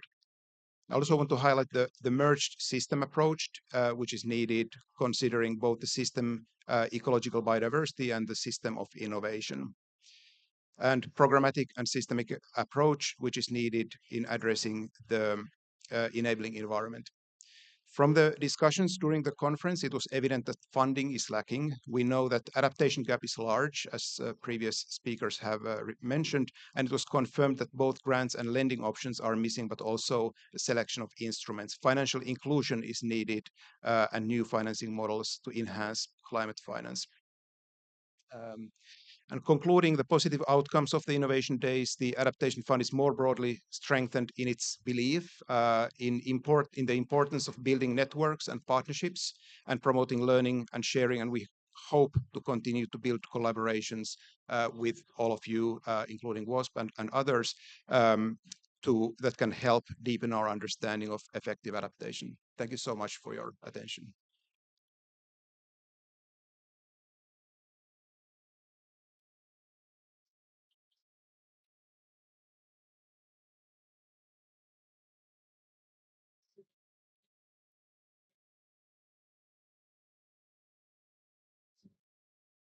I want to thank the panelists for really excellent presentations. Thank you very much. We're going to open this up to Q&A, but I get to ask the first question because they handed me the microphone. Today is the first ever health day at a COP.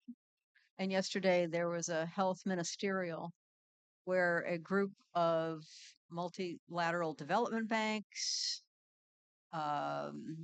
Rockefeller Foundation, Wellcome, and a series of others have committed $1 billion to health adaptation. Health adaptation's been running at half of 1% of all the adaptation funds. And so I wanted to hear from the three of you what you think about how these funds could be used effectively to really move forward with effective adaptation. And I've got the microphone. Henry, do you want to start first or you want to go last? Okay, so thanks, Chris. That's a great news, I think. Getting 1 billion committed to health and adaptation, I think, is incredibly valuable just by the fact that adaptation and health is so effective. The numbers show that the returns on investment are many, many times higher than the investment itself. So the avoided damages and losses through investment in finance in support of health are excellent. And we know the ways things can be done. There are health adaptation plans that can be set up. The costs of doing these things and preparing countries that are vulnerable to climate impacts to address these health related questions is basically a no-brainer, and it makes you wonder why it's taken so long for the international community to actually come up with more funding for this, because the plans always show that adaptation, health and adaptation is large, but the finance has always been lagging. So it's great that this is now being fixed some way. Thanks. Thank you, Chris. I think it's always good to start with good news, and hopefully we can keep this all very positive. Um, I think, as Henry said, it's, fantastic, and there's obviously a very strong link. And with all the climate risks increasing, the health risks are also increasing. I would like to just make 2 points. One is getting that baseline so that we can continue to measure change. And then I would say, as I highlighted in the presentation, the dynamic monitoring and evaluation, making sure that we revisit and reevaluate periodically to make sure that there are course corrections as and when challenges come up. Thank you. Thank you. Actually, I'd like to share another good news, which is that the Adaptation Fund has today announced the accreditation of a new partner, and that's the World Health Organization, which is bringing in a good complement to the other organizations such as UNEP and many others that we have been working with in the past. Having funded adaptation projects for the last 15 years now, we've seen a development where initially there was a lot of focus on a narrow, narrow set of sectors such as agriculture and water resources management. Now we see diversification and broadening of topics that countries consider important. We are a country-driven funds fund like most climate funds are, and we respond to the needs that countries have. And countries simply didn't list health sector projects among their priorities earlier. Now they obviously do. There are also other sectors such as education that was almost completely lacking, and now we are talking a lot more about adaptation in education and some other areas. So I think it's very encouraging, and it also shows that there's need for research and development of new understanding in some of the more perhaps indirect impacts. I'm not saying health is indirect, but perhaps when you talk about education, it starts to get a little bit more indirect impacts of climate change, and there's huge potential in that area. Thank you. Well, thank you. I can keep asking questions, but I want to give all of you an opportunity. Does anybody have a question they'd like to ask? Alan?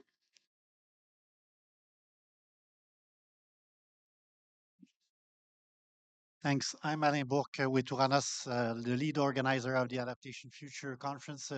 I had a question with respect to measuring adaptation success. In a field where we tend to say that we need to mainstream adaptation into existing policy, etc. So I think there is an issue around how to count and then how to attribute that the progress in an indicator is actually attributed to adaptation. And when you think about economic development policies, land use planning policies, even health policies, it becomes very tricky. So I wanted to ask the panelists if they had examples of how to deal with this challenge of measuring progress in that context.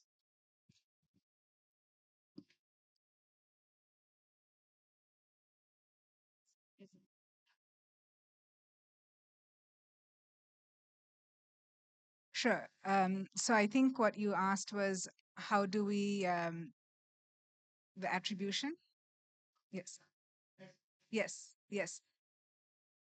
Yeah, I think, attribution is definitely a big challenge. And one of the big barriers is, when you're measuring effectiveness and the outcome is to, how do you align the investment with the outcome? Because sometimes, it takes a while for something to work out. If it's, if you take nature-based solutions, for example, you plant mangroves, it's going to, you're measuring progress over time, but it might take 10, 15 years to see the outcome. So I think, continuously getting the baseline right and then continuously monitoring, evaluating, and also when we, I think the ex post and the ex ante is also important, and we need to keep reviewing that. Thank you.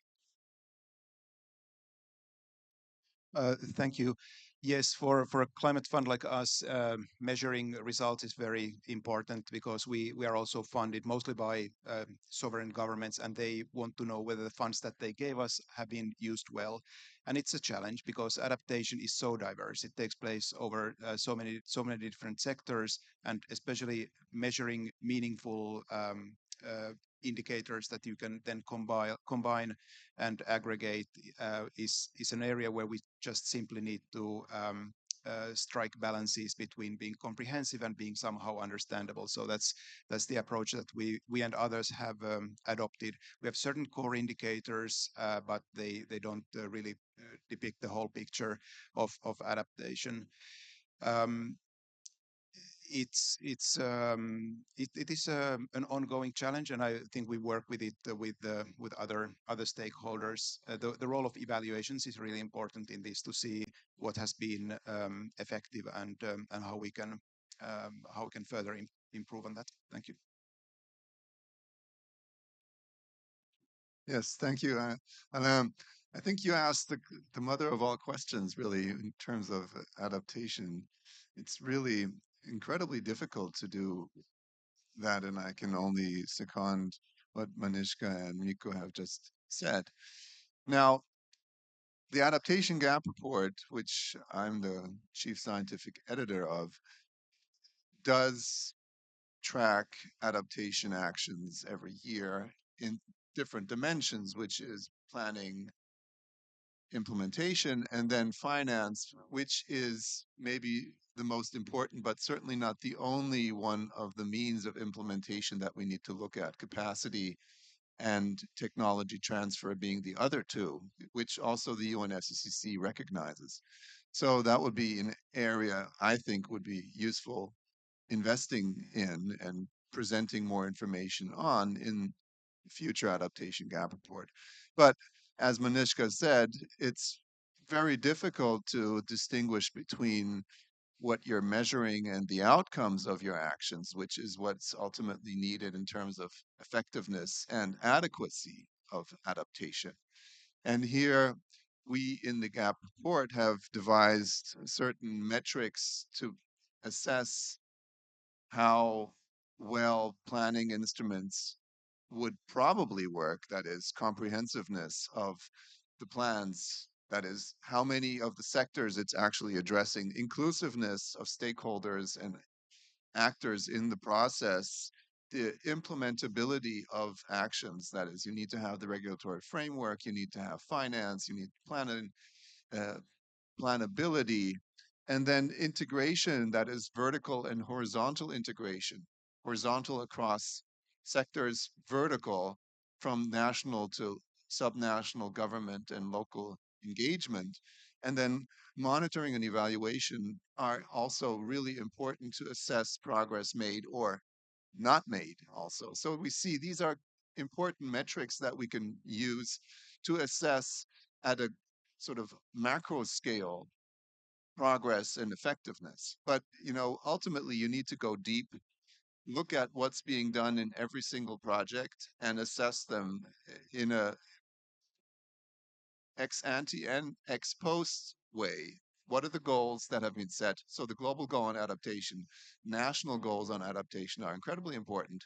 And then assessing progress against these targets allows us to say something with regard to national progress on adaptation. And then lastly, global progress on adaptation. Thanks. I'll add three quick things to that. One, I see a hand up. I'll be quick.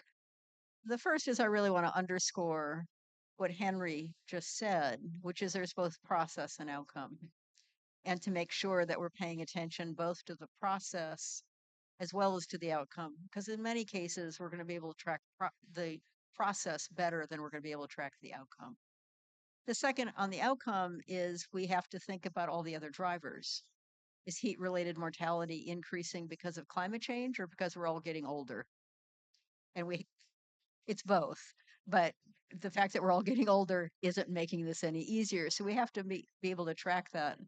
And the third, which came up in the other comments, is we're starting to generate really long lists of indicators. And what do you do in low resource settings? And there's opportunities for thinking about how to prioritize for low resource settings. What are the few things you really have to do that would be informative? And I think in many cases it's going to be process kinds of indicators, because it's going to be too difficult with data limitations to be able to actually effectively measure at a small scale. And somebody's got a hand up that I can't see, but I can see there was a hand that came up.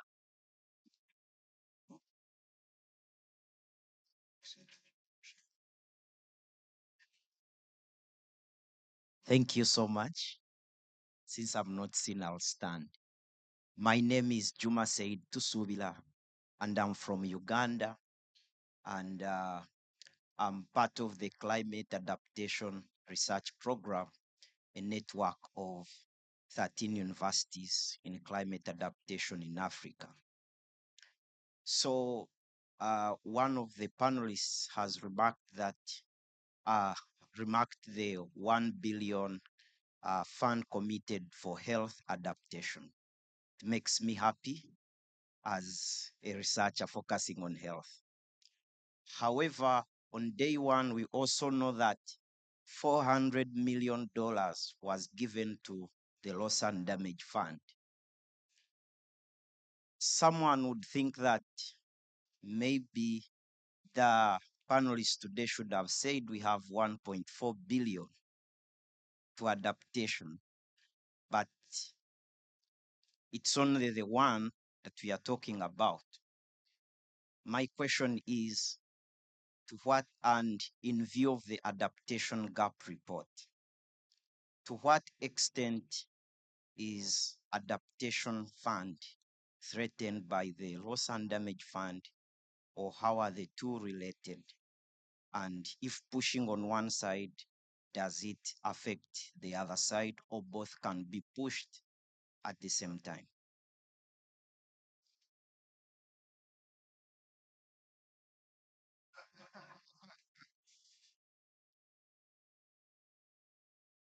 Okay, I'll be brief in my response. Thank you very much for the question.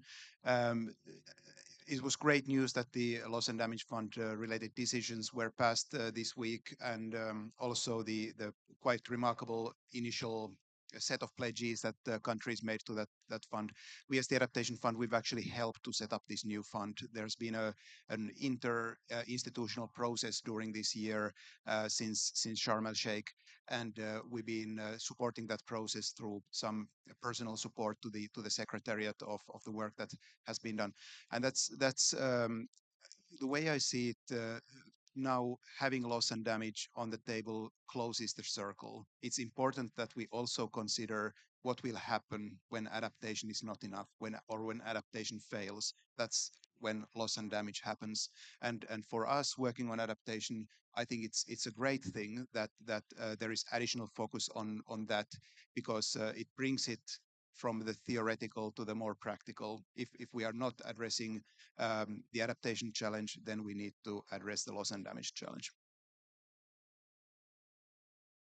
And we're going to have to wrap this up because there's another session. And I want to, first of all, thank all of you for showing up. I want to thank the panelists very much for your excellent presentations. And in the Loss and Damage Fund, I want to recognize Professor Salim Al-Haq, who was one of the founding members of WASP. And boy, it's odd to be at a COP without Salim.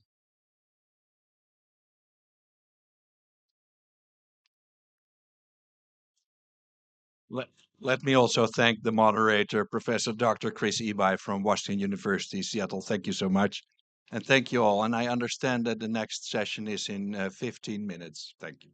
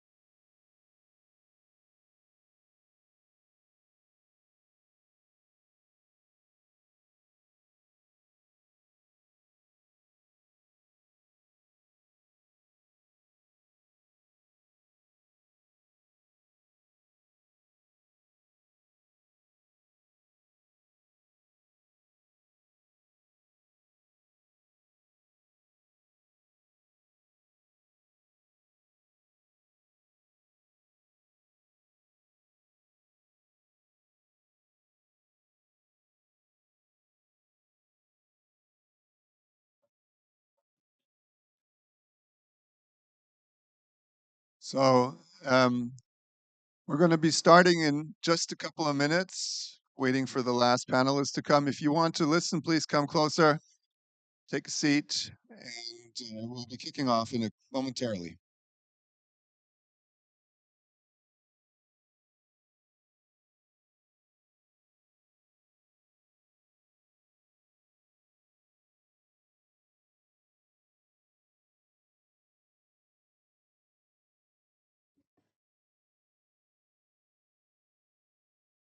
Welcome, everybody.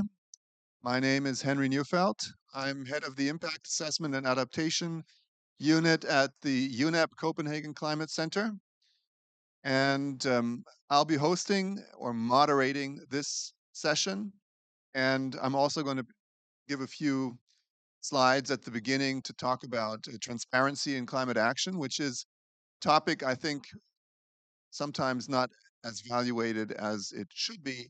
And it's also a bit hard to grasp, I think.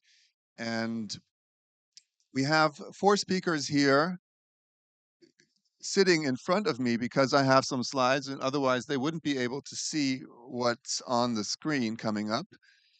And let me just move here to the next slide so that I can introduce the speakers who will come on the podium after I give the presentation. So we have Ivy Kinyua, who's a research associate with the Alliance for Biodiversity and Biodiversity International in SIAT. Then we have Eduardo Baixo, who's with the National Directorate for Climate Change in the Ministry of Land and Environment of Mozambique. We have William Wheels, who is the technical director at the Center for Brazilian Climate. And we have Manur Rashid, who is a graduate in international relations with Mawari Justice. I'm sorry if I'm pronouncing it wrongly, from Pakistan. So we cover all major global regions. We also have representatives from the youth here who can give us a specific perspective on how climate action and transparency interact or connect to questions that are relevant for the youth and coming generations. So the next slide, just a bit of background. If you're not seeing this, it's because you're sitting too far away, which means you can come closer if you want to. To some degree, transparency is the backbone of the Paris Agreement, because without understanding how we are progressing on climate action, it's hard to say whether we're making the progress that we say we are. And to assess that, the Paris Agreement has established a transparency framework, Article 13, which provides obligations for reporting on temperature objectives, the policy making through NDCs and NAPs and other documents. It provides information on implementation and finance, finance support received and provided, information on sustainable development and transformational change. All of these elements are part of the enhanced transparency framework. And it also enables, it's not only important for national governments to report to the UNFCCC, it's also important for national governments to understand domestic action on climate change. It enhances ownership and accountability at national, subnational levels for both mitigation and adaptation.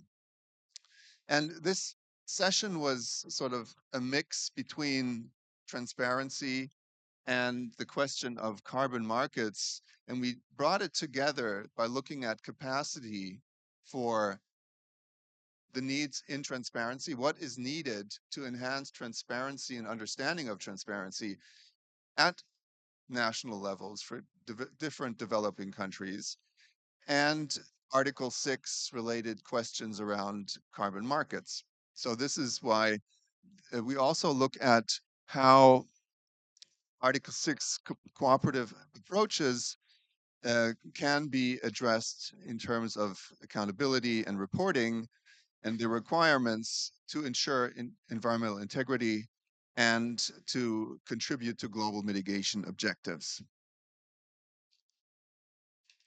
I'll present a few initiatives that focus on transparency and within focusing on these specific ones because within UNEP Copenhagen is actually the only organization, the only part of UNEP that works specifically on climate action transparency.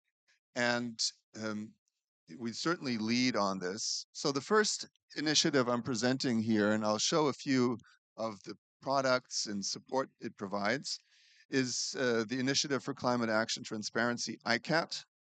And you can see here it's developed it started in just after the Paris Agreement, and it was really a timely initiative.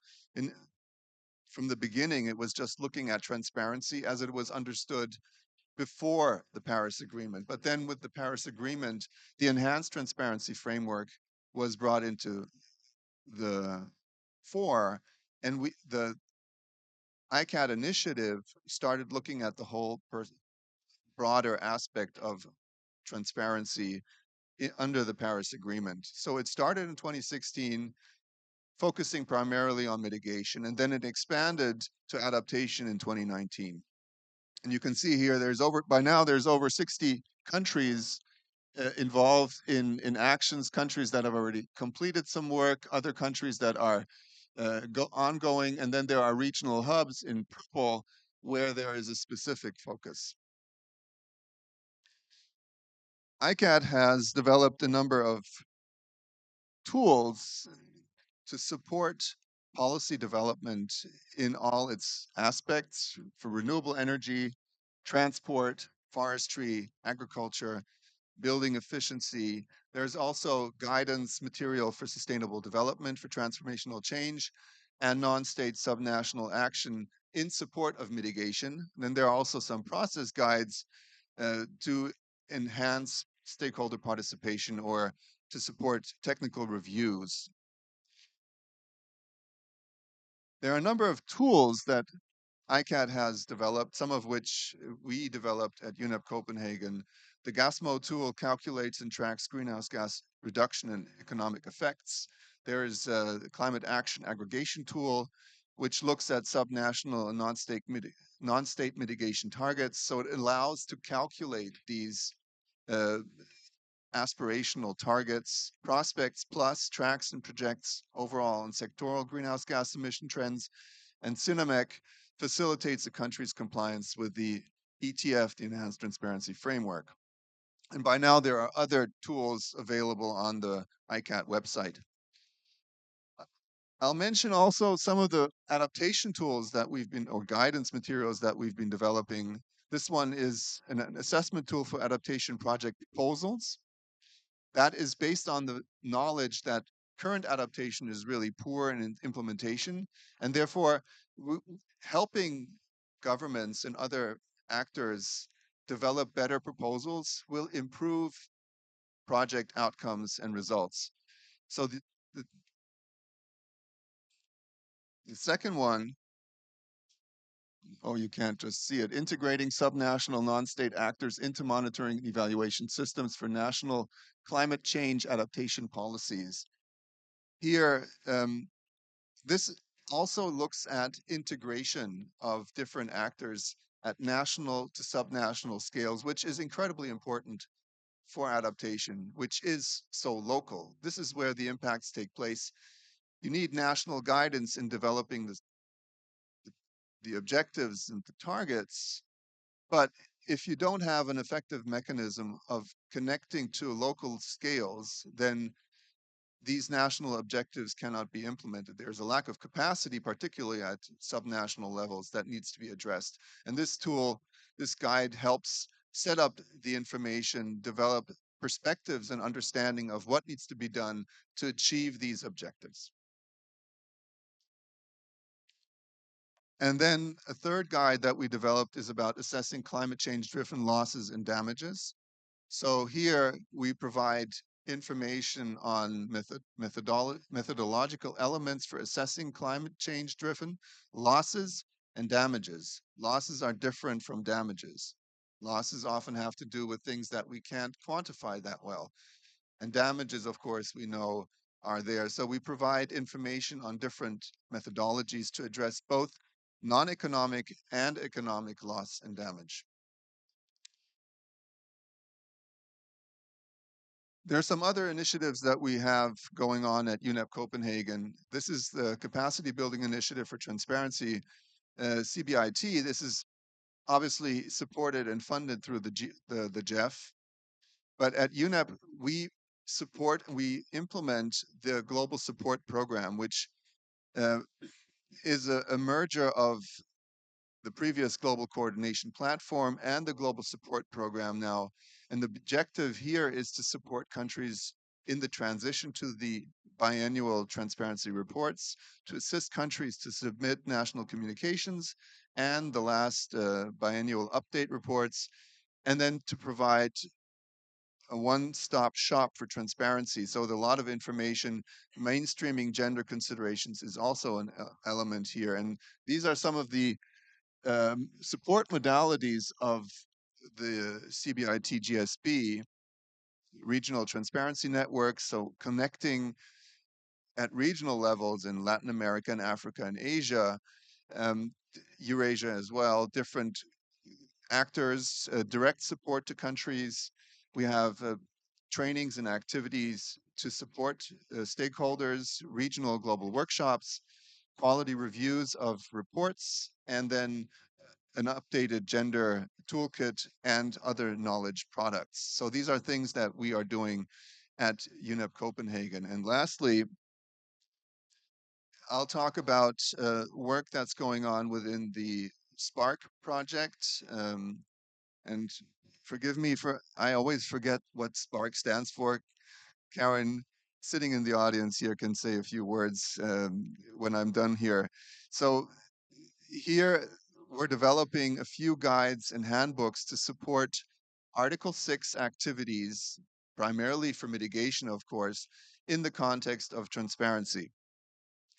So with that, I'm going to ask the panelists to come up front here and sit on the sofa, and you can see the questions.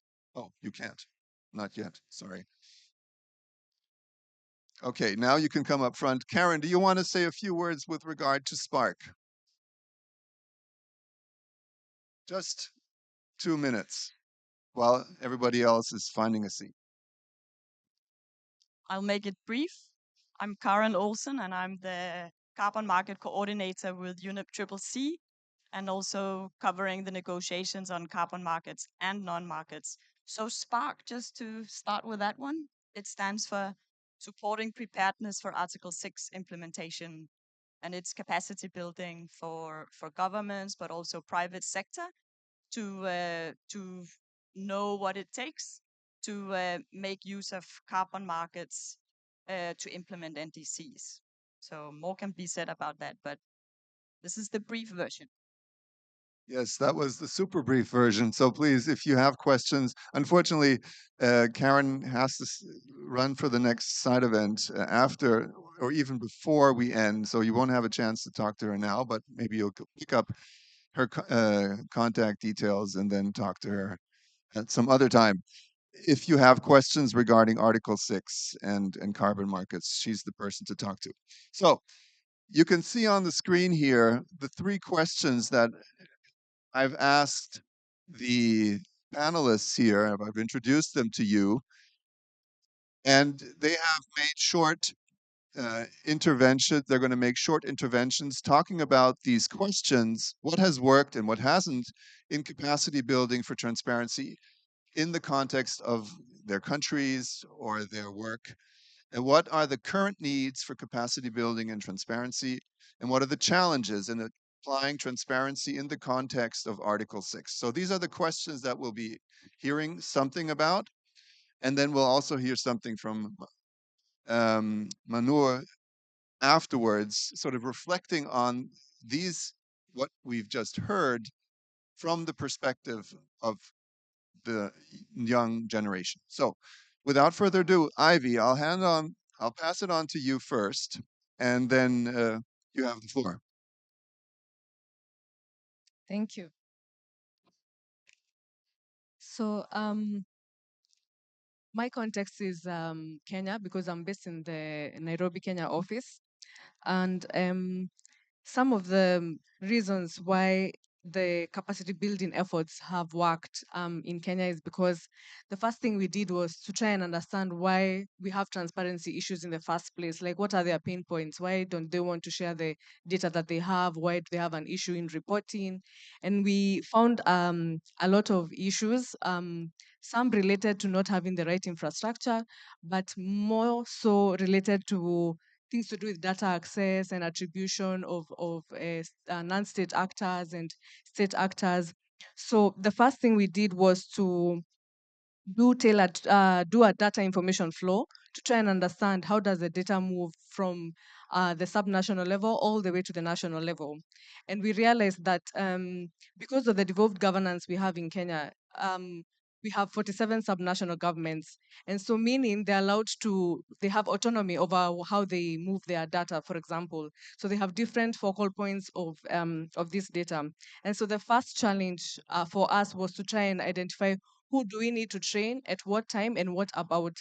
So we map them into who are the data providers, who are the data users, who need to access this data, and who needs to manage this data. So what has worked in that aspect then is tailored training to try and understand who are you training, who is in the room, so that you know in these tools that you're developing, that you have trained the right people so that they know what to do with the tools that you have developed. We also supported the Ministry of Agriculture because that's the context we are working in to develop a tool based on their policy frameworks. So we realized that in their nationally determined contribution, they had used or proposed CSA as the approach that they're going to use to be able to deliver on their NDC, especially in the agriculture sector. So the first thing we did was to support them develop that tool, the actual tool. So they did have an M&E framework, but they did not have an actual place where they could report this data. So together with the needs assessment and this tool, then we did another training on now the actual tool. Who is going to be reporting that data? Who is going to be collecting the data? Who is going to be inserting that data? And who's going to be analyzing that data? The other thing that worked for us well was multi-stakeholder partnerships. So in Kenya, the multi-stakeholders that work in climate action around agriculture sector are organized into a multi-stakeholder platform. So how this helped us is that this multi-stakeholder platform brings together not just subnational level actors, but even the non-state. And that's a very unique aspect because in this context, we are trying to, as much as possible, to bring the non-state actors to want to report on their climate actions in agriculture sector. So it allowed for both vertical and horizontal integration. So and that helped in terms of building our training and also understanding needs a bit better. So for the current needs and challenges, some of them were almost similar because some of the challenges we experienced are also the current needs that we have. So for instance, when we were doing this ICAT project and we were developing the tool, we realized that the tool is not the only need they have. You need complementary support. So yes, you have a tool, but they need to be connected, for example, to internet, or they need the actual infrastructure or tools to actually use that tool that you have developed. The other big challenge we had was that with issue of data management and data access is that they needed it to be hosted by a neutral entity because there was issues around who is going to have this data with them, who is going to analyze this data, how is this data going to be used, and are people going to be attributed to this data.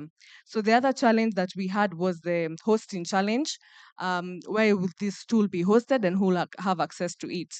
And that one we are still trying to address. But currently, we have hosted it with the ministry because the ministry presents itself as a neutral entity, and then the non-state and subnational actors can be able to report through that platform.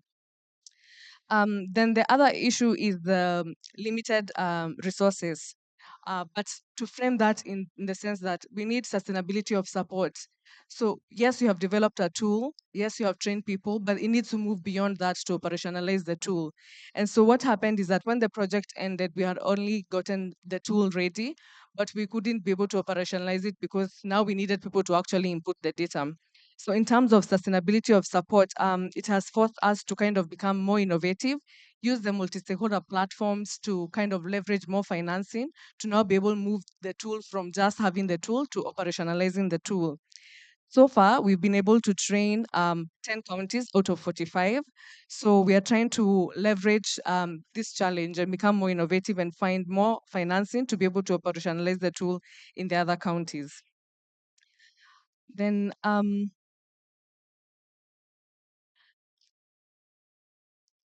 yes, another challenge was the empowerment and ownership aspect. We still have this challenge because the ownership, in the sense that, yes, the ministry has owned up and have taken up the process and are driving the process, which is a good thing, but there still remains an issue about the reporting of the actual data, like incentivizing people to want to report. That's still a really big challenge because then some of the questions we were receiving was, when I report, when I'm a data provider, I've given you my data about a certain county or a certain district. So you have received that data, but what happens to that data after that? Am I allowed to, can I generate reports for my country or for my district or for my, so we still have those issues around data access and who manages the data. And so that has also influenced the ownership of the process, especially for the subnational governments. And so what we are doing now, we are starting to have dialogues with the different subnational governments to see what their pain points are and how we can incentivize the process for them to feel comfortable to want to report this data and to be able to access this data as well. Then the last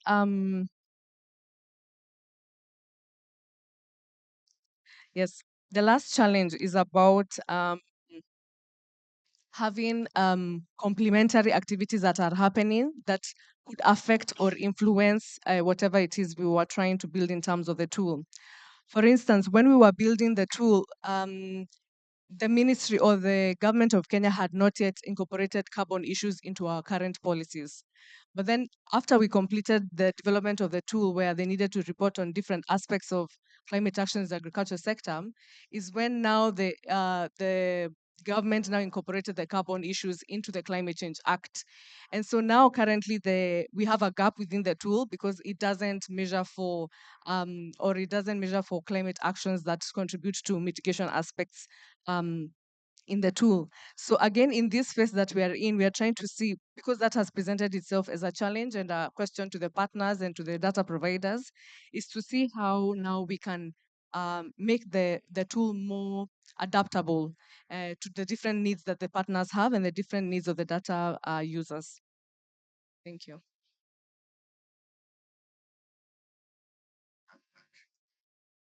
Thank you, Ivy.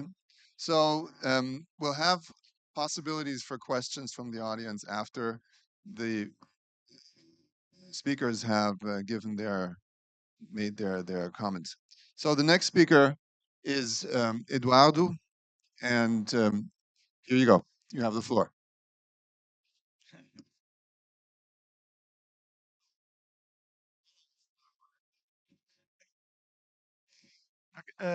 Thank you. My name is Eduardo Baixo. I'm from Mozambique. I work at the Ministry of Land and Environment at the National Directorate of Climate Change. Well, in Mozambique, we had a project with ICAT, and we have developed our institutional arrangement. But we haven't implemented it yet. We only have the institutional arrangement on the paper. On the paper, it's beautiful, but to implement, it's another issue. So we are going to implement that institutional arrangement during our development of our third national communication and our first BTR. And we have, in that institutional arrangement, we have institutions that are going to work with adaptation issues. The other ones that are going to work with mitigation, and institutions that are going to work with financial issues and the cross-cutting issues also. With that project of ICAT, we have some capacity building in using of the GASMO and the use of the IPCC software for the inventory. But those capacity, we have only, let's say, one session, but we have to have this capacity building for a long period of time, not for one session, but have this capacity for, let's say, 2-3 years, so that people can understand very well the software and can use the software. And regarding to the needs of capacity building, as I said, we need capacity building for also for the GASMO, for the IPCC software, and other softwares that we have to use to do some evaluation of our implementation of our NDC and of our implementation of our NAP, and regarding to the Article 6, we are now developing a legislation for the implementation of Article 6. We have some legislation related to the RED, but for the other sectors like transport, uh, uh, energy, we don't have legislation. So now we are developing legislation for these sectors so that we can be a little bit prepared to implement the Article 6. And thank you. Thank you, Eduardo. And so this is a different stage maybe of the work with transparency, but you can see that there are a lot of capacity needs here. And next, I'll pass it on to William here, who's representing Brazil in a very different context. Yes. Thank you for the invitation. Thank you for all the people here hearing us. My name is William Wills. I'm a technical director at Center for Brazilian Climate, CBC. At CBC, we have been working with ICAT, UNEP for some years now. In 2018-19, we developed national scenarios for mitigation and also developed MRV indicators for the Ministry of Science and Technology, which was very interested in developing that and has had the mandate in Brazil. But then in 2019, the President Bolsonaro assumed the presidency, and then we had really big delay on the continuation of this MRV system that we proposed, the indicators and so on. So it was not followed on. So during Bolsonaro's administration, we had another project with ICAT in which we decided to work with subnational states. We have 27 states in Brazil, and we decided to choose 3 states to develop mitigation scenarios to inform them how they could contribute to the Brazilian NDC, and then we started to analyze each sector in each state and discuss with the different secretaries how they could reduce emissions and so on. And now we have a project with ICAT related to just energy transition, in which we are evaluating how renewable energy is foreseen to grow in Brazil in the net zero scenario, in which Brazil have a compromise to reach by 2050. And then we are analyzing how this scenario of big renewables participation should be made in order not to jeopardize the quality of life of poor people that live in the regions in which we have big wind power potential and solar potential. So this is how ICAT have been helping Brazil recently with transparency. Talking more broadly, uh, transparency is vital, as many of the topics that I have here was mentioned in Henry's presentation. So, for example, NDCs, we have very different NDCs in all countries. So we need to go and to try to have a common framework, a common approach in order to have and ideally in the end to have pathways, carbon budgets that the countries would promise, so we can really be sure of how we can reach the objectives of the Paris Agreement. So I think there are, you also mentioned, for example, CBIT, which is very important, and also for Brazil is very important, and the Climate Change Mitigation Unit of UNEP that supports over 80 countries and also supports the Brazilian National Inventory, also supports the Brazilian National Communication, and it has been very important for Brazil because it has supported for the last at least 3 inventories that I know, the last 3 national communications.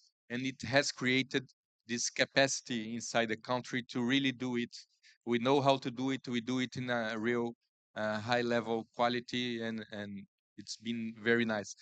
Uh, One point of attention is that the crucial roles there are usually uh, consultants. UNEP opens a consultancy bid, and usually the same person get it. But when this person retires, or if they find another job, they are not very. Uh, uh, it's not a robust position, so it's maybe a weakness of this kind of. Uh, uh, yeah, of this kind of contracts, and so maybe the government should take a look on that and to improve it.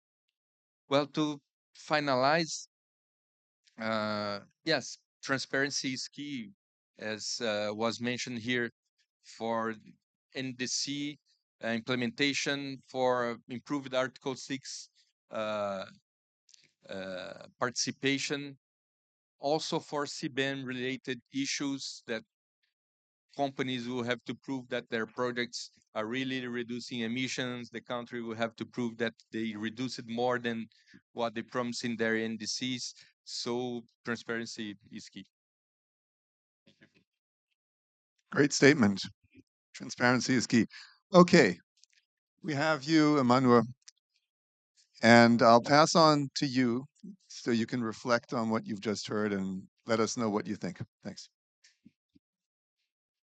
Hello, everyone. Thank you for the opportunity, first of all. And I feel really overwhelmed sitting among such an accomplished panel here as a young person.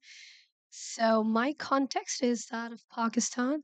So, basically, I am working with a youth-led campaign, menstrual campaign that started during the 2022 floods in Pakistan. So, Ivy here really talked about data in terms of reflecting transparency. So data is like I would highlight one of the major issues, for example, in my country, in relation to the gender disparities that are reflected in the system.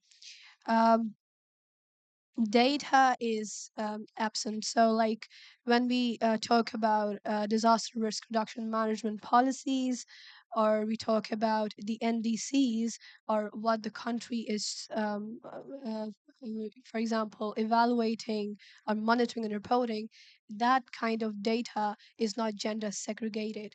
So, it does not provide for a really, gender reflective response when it comes to action. And there is also this mention of um, the political setbacks that come um, when talking about reporting.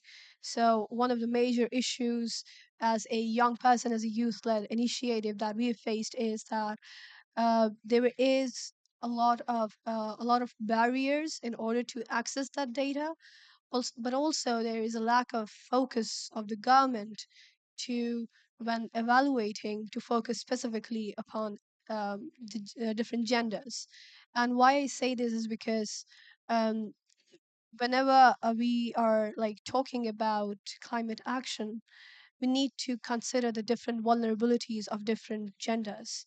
So obviously, we need the kind of data to make those kind of policies that would respond to different gender sets, and obviously then to youth, because youth uh,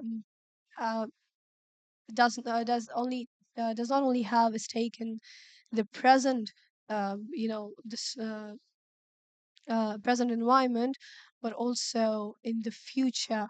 So we also represent the coming generation. So whatever decisions are made today, we have to face the brunt of those consequences ultimately. So transparency essentially provides us as a provides us with a tool to hold our governments accountable, and to basically advocate for policies that are more robust and are more you can say gender responsive. So yeah, that is what my reflection amongst the what the panel contributed would be. Thank you. Thank you very much, Manuel. So data, different access to data by gender, very important. And then also accountability for governments. I think these are really two critical elements that you just put forward. Thank you. We have time for some questions if you have any. We have about 8 minutes for questions. And great, 1, 2, 3. We'll take 3 questions and then we'll see who wants to answer to these questions. Please introduce yourself and then ask your question. All right, thank you very much. I am Tamba Emmanuel Nyaka from Sierra Leone. I have few questions, and I was going to, I think, 3 of the panelists, Mozambique, Kenya, and Brazil. So in terms of the training that you normally give to people, how do you manage the issue of sustainability, of retaining the people you train in your respective sector? Because sometimes I think that is the challenge in most countries. You might have trained some people, and so when they go and have maybe a better job or opportunity, then they will leave and go and leave a vacuum. Then also, I want to toe the line of the young lady in terms of gender. So, what are the gender considerations that you take when you normally um, do your training on a daily basis? So, thank you very much. Fantastic. Okay, here you go. Please introduce yourself. Thank you very much. I'm Lovetta Joanna. I work for the Environment Protection Agency in Sierra Leone.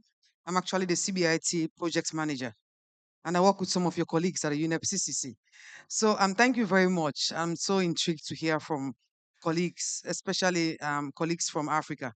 So I think my colleague has already mentioned the gender. I already wrote that down, the gender consideration. But again, thank you very much. From Pakistan. Sorry, I didn't mention your name. Manhu, right? Or Manhu, yeah. I want to I want Mozambique and Kenya to please highlight the political will, because she mentioned that one of the challenges. We know that can be a challenge, even also in Africa. What have you seen? The political will, is it there? Is it actually there? And then secondly, I learned from Brazil's presentation that consultancies, when they have consultancies and they collect the data and as such, I want to also highlight, how do you manage data, the data collected by consultant? In the sense, is it like project data and it's being taken away by the consultant after the project is being implemented, or is it government owned? Because that can be also the challenge. Because if it's just project data, it can go with the project managers or so. So those 2 questions. Thank you very much once again. Excellent questions. We had 1/3 question. Thank you. Hi, I'm Jenny. I'm marine ecology from Galapagos Island, and it's so many questions, but the first one is about the blue carbon, but also for your panelists. One is it is in the process we can be transferring how the blue carbons in everything, the process will be consulted or the to the communities, because when they go, the government national, when they go and say to the community, oh, now we have this fund and you can we will use for protect the area. So if the community they know nothing about that, I think it's bad opportunity for fixing and conflicts with the national government and also international to see opposite about how we can make it like a protect and conservation the areas, because the community in Galapagos we live in 12,000 people each island, and it's like so difficult because right now is they confuses they will be useful that money just for animals and not for the really they need it. So is that tricky sometimes for they think in the communities? And also, I don't know if they thinking is just if the community think, example, in Ecuador about the consulting, and we decided, the community said, we wanted to go another system, not the capital system. What we can do it about this? For example, how can be transferred? If we can make it, the carbon can be another way, not just for giving them the money and then protect that area. Maybe we another way, like maybe put in more effort for the community, because the community is giving the power for protect the area for all of the if they see it, will be more easy for they protect and be more like a community, not just for this present generations, you know, the next generation. I hope that will be. So that seems to be more like a comment, or do you have a specific question? I couldn't quite understand the question. Sorry, it's just if you're thinking it's possible another system to make the carbon will be not like today will be planning to do it. That's it. Okay, thank you. Let's see if we can find a response to that question. So why don't we start here with you, William, and choose one or two of the questions. Okay, I'll choose the one related to data because I'm also involved in the preparation of the national inventory for the energy sector in Brazil. I participate in the team for the last two, and we're also contacted to do the next one, the fifth national communication inventory and communication.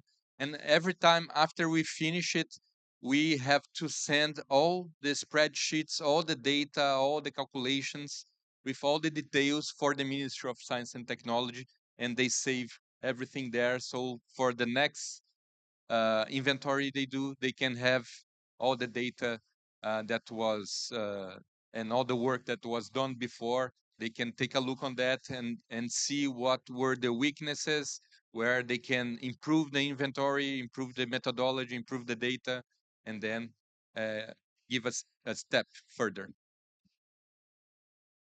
Okay, thank you. And Manuel.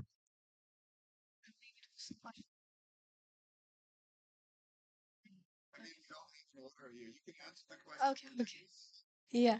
So I believe you talked about um, involving gender into the political system when talking about transparency.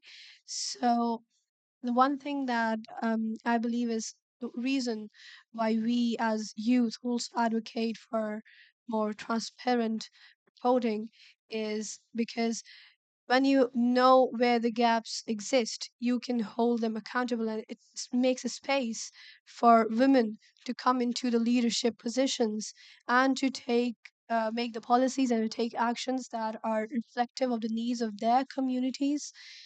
And obviously, there are structural issues here that will need to be addressed for mobilizing women from the ground level into the political positions and leadership positions. So yeah, that is what I believe transparency would enable if we in terms of like reporting and monitoring and evaluating, we can hold those governments accountable.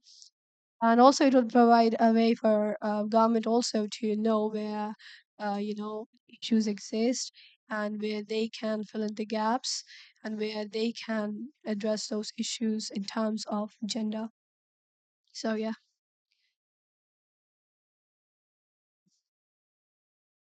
I'll take the question on gender as well, and also the training one. Whether we have what gender considerations we take in these processes. So gender is one of the most contentious topics when it comes to collecting data, even reporting, and even people willing to kind of give that data. So I mentioned a multi-stakeholder platform. So one of the things we did was in that multi-stakeholder platform, we have 5 thematic working groups. And one of the thematic working group is on social inclusivity and participatory development. So what that team ensures is that in everything that we are doing, whether it's the building of the data tools, whether it's in the collection of the data, whether it's in providing that data, that we consider, for example, having gender disaggregated data and things like that.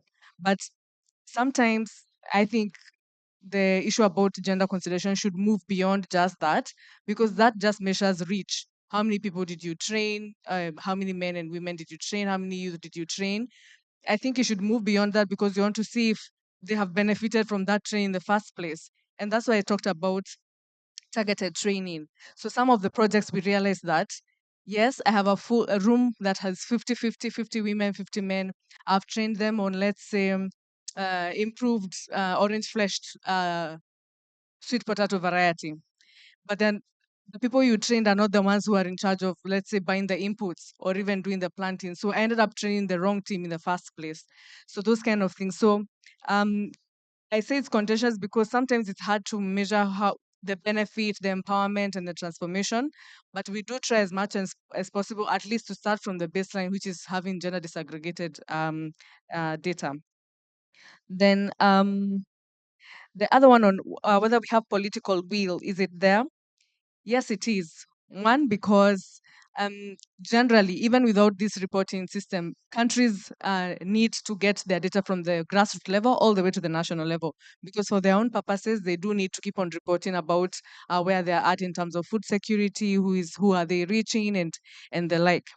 The challenge we have in Kenya, particularly, is because we have devolved governance, meaning we have it's like we have 48 governments. So meaning out of the 48, if they don't all agree on one aspect, you can be expecting that you'll have a really big challenge. And that's the challenge we're having now, is that yes, we have a good tool, but some people have different pain points depending on what their mandates are. So we have competing interests, competing needs and priorities with the different governments. So that's one. So political will is there because they do need to collect data. And the way they are collecting it now is so ad hoc. Sometimes it's passed through emails, sometimes it's hard copies and things like that. So even they want to see a simplified process and a harmonized process. The challenge is with the data itself. Who is receiving this data? And so because we have devolved governance, is that the subnational governments may not necessarily want the national government to have their data because it might also influence the kind of financing they get in the first place. So you are inclined to want to not have that uh, out, because apart from just contributing to the bigger goals of the country, is that it might influence other activities within the country. And that's another big issue we are having about around data. So it's not just about the reporting, is that people really hold on to their data because that's almost like a gold piece to them, because that's the only ammunition they have to be able to defend why we need more money in agriculture, why we need more money in energy, why this county needs more money than the other county because it's in an ASAL area and things like that. Then the last one on training, sustainability of training and the people you've trained. So this one is a tricky one. One, because if you're a data provider, you're a data provider. I have to train you as a data provider. If you're the next user, I have to train you as a next user. But what has helped for us is that we realized it's better to work with already institutionalized structures, meaning we already work with existing data information flows and help build on that, then integrate all the other people into that system, as opposed to building a parallel system. Because if you build a parallel system, it needs volunteership. They need to want to report. But you see, if I train people who are already reporting, it's just that they have very ad hoc way of reporting, then I'm more likely to get success than if I just use the parallel system. So the other thing we are doing is at least to make sure there are 2 representatives in every department. So if we are training the agriculture department at this county, we have 2 representatives. And we also have an IT person, someone outside the agriculture sector. Then this one on carbon and communities, I'm not sure if I understood her last question well, but I will say in my context is that the reason we're having issues around the carbon discussion, carbon sequestration, sinking, and trading, is because some of these activities are locking communities into more they take long to realize the gains. And so you're kind of locking these communities again into a system where they're not able to realize gains quickly, and they need those gains much quicker than someone who can commit a whole plot of land, let's say for 10 years, to realize the gains that come with mitigation activities. So in our context, um, people push adaptation more than they do mitigation, because some people find it exploitative, and they seem to think that it locks the communities more into those situations. So I don't know if I've answered, but I think those ones need to be explored with communities to co-develop the design of such a program, and for them to really understand that yes, you're going to get good gains out of this, but they will take a long period of time. Yeah. Well, my colleagues have said all, uh, but regarding to the return of the trainees, what we do, like she said, we do the training for 3, 4 people for the same sector. If one goes, or two maybe, you can still have some to do the job. Regarding to the political will, well, our minister used to work at the ministry. She was a technician. Now she's a minister. So right now we have a political will. Let's see next in the next turn who is going to come as a minister. But right now we got the political will related to the minister. And the data management, what do we do if if we have the consultant, he give us the data, and now we are developing a platform where we're going to put all the data there. Even public can access the data and use the data to do some analysis. Thank you. Okay, thank you very much, everybody. Let's give our panelists a round of applause, please. Thank you. It's great. We had some really interesting questions, and we are obliged to stop now. So I'd like to thank your attendance. I'd like to thank the panelists for your remarks, and I hope you've taken something with it from this session, really about the necessity of transparency, accountability in the context of the Paris Agreement. Thank you very much.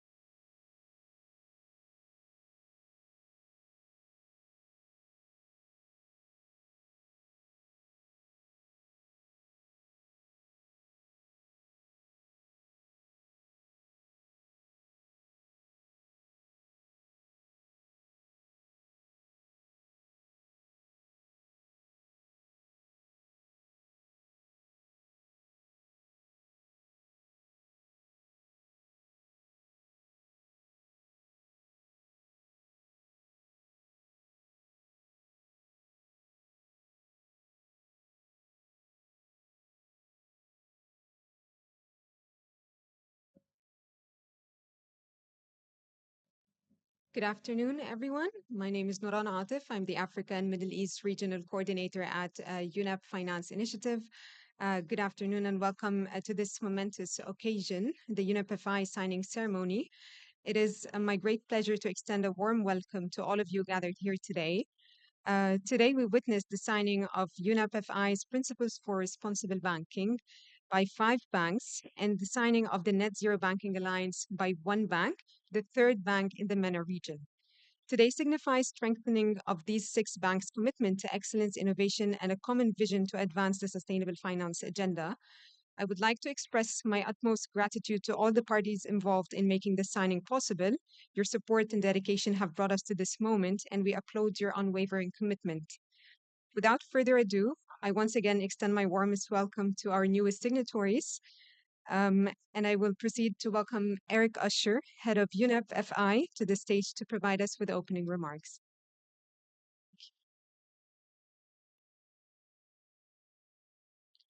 Great. Thanks very much, Niran, and great to have you all here. And for us, this is very exciting. Of course, there are some negotiators working on a very important process down the street, if I can say.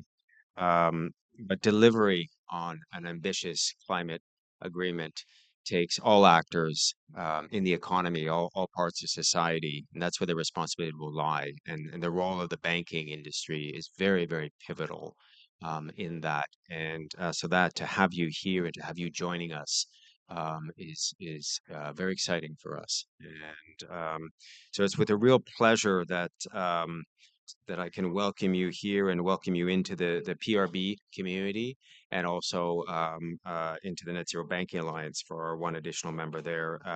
This is a real milestone. This is the first time actually we've done this at a COP.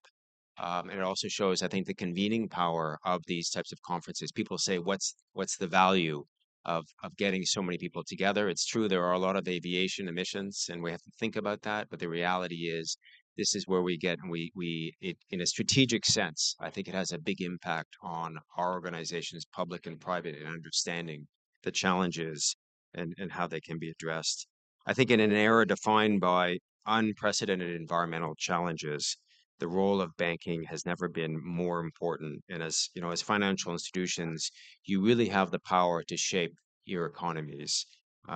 You can influence markets, you can drive change, and you can drive positive change. Together, we're here with 6 of your banking institutions to really embrace sustainability as a core area. And I know many of you have been working already in this field, I'm sure for quite some time. Here's the opportunity to work together. And that's really our job in the UN, is to bring together parties to work in concerted actions on things that are present risks, but also things that are coming down, and how do we understand, how do we react to them. We're really proud to see the UN Principles of Responsible Banking has become the leading global framework for banks to take action to align their activities with the UN Sustainable Development Goals, the Paris Climate Agreement, and other frameworks that often are very region or country jurisdiction specific. Today we have 338 members. I believe now we're into the 340s now with you all in 82 countries, representing 53% of global banking assets. And it's interesting with very strong growth in China and in emerging markets, developing countries globally really has taken over most of the growth. So it really shows where things are happening very quickly now. And just in terms of, there are many measures or indicators, and we actually put out our progress report in September of this year. So you can see some statistic. Every 2 years, a biannual progress report comes out. I would just share one measure, which is 91% of signatories at the time of preparing that report. So it goes back to 6 months in terms of the data. 91% had embedded sustainability within their governance at the board or CEO level. And I think that's one of, as we were talking before, that's one of the changes, the elevation of this topic.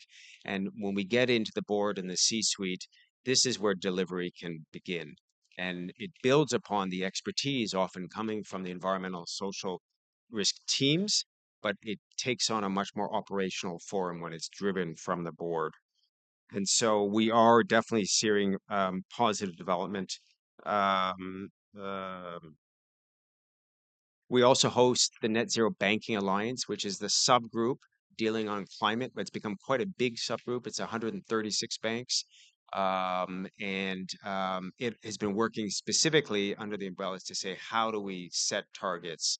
How do we deliver on targets in the climate mitigation space? And we're very pleased to have the 3rd signatory from the region joining as well today.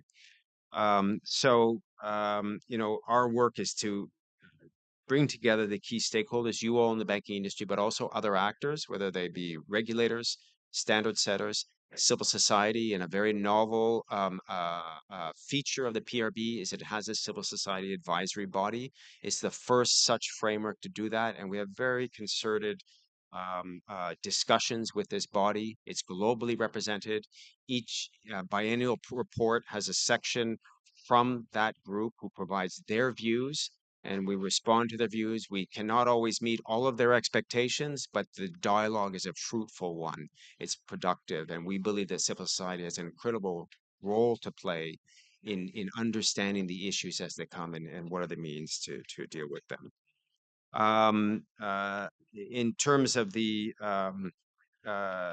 expectation, and I heard the discussion, is that there is an accountability expectation. It's not necessarily that you publish a PRB report, but you are expected to make public certain information around implementation, but you can do it through your existing reporting, whether it's your integrated report that you're already doing now, or your environmental sustainability report, your CDP, your GRI. We're just asking certain information. There is a matrix that goes typically in the annex that basically says this is where we've made certain information available that relates to implementing the PRB, but we do not ask you to do another report. You already do too many reports, as you will be very quick to tell me. But there is an expectation that you do start to communicate in terms of implementing on the principles, the steps you are taking. And we are there to help you along the way. And the best way we can help you is by sharing with you guidance of how others are acting in this space. Just to give you an idea a little bit of this guidance, because there are many issues to be considering, and our job is to help organize and bring together groupings of the membership to say, how can we go deeper into a certain area? So in the last 2 weeks, we have issued guidance on nature. Essentially, what's the notion of aligning a banking portfolio with nature? It's based largely on the fact that last December, so a year ago, we had the agreement of the Kunming-Montreal Global Biodiversity Framework, which is essentially the Paris moment for nature was the Paris Agreement equivalent, is the Global Biodiversity Framework. Within there's an expectation around disclosure from the private sector. And so we were part of what has launched in September, which is the Task Force on Nature-related Financial Disclosures. So it gives an indication around how disclosures can be done in terms of nature risks and nature opportunities. It's very similar to the framework that was developed previously for climate, TCFD. So with all of those developments coming, the bank said we need to come up with guidance. And so this is what's been issued 2 years ago. How do you start to think about the notion of aligning a bank's portfolio or measuring alignment of a bank's portfolio to different measures of understanding nature loss or even nature positive? You start to think about how do we start to focus on regeneration. Just, I believe, 2 days ago, we issued guidance from another group of banks working together on alignment with adaptation. So the net zero agenda is very much about mitigation, and I don't want to say it's easy, but at least conceptually we can think of the notion of net zero.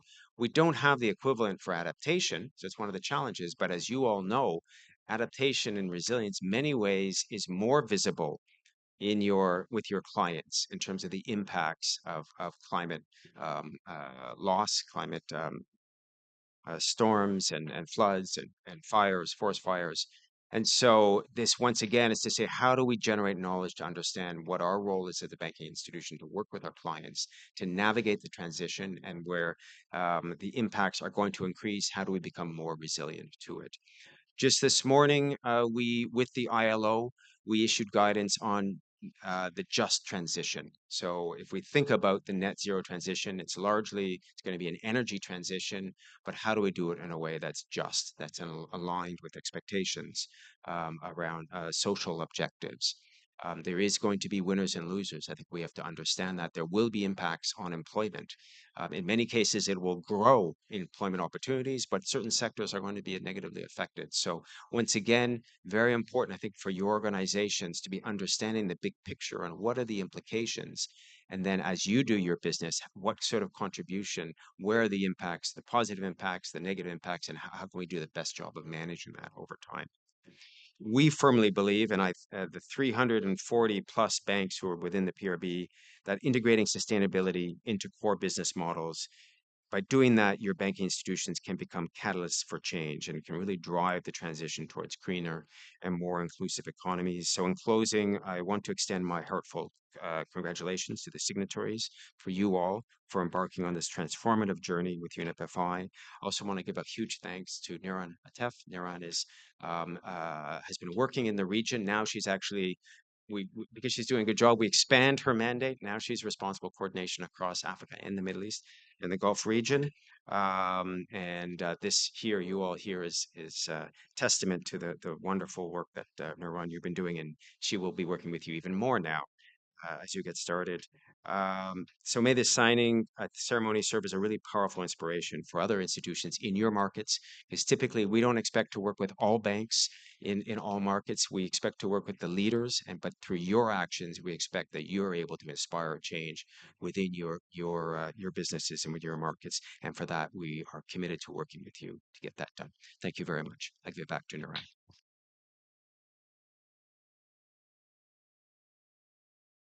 Thank you so much, Eric, for your kind words. I'd like to introduce our first signatory, Abu Dhabi Commercial Bank, our Net Zero Banking Alliance member, Mr. Richard Hurst, Head of Sustainability. Would you please come to the stage so that we can sign?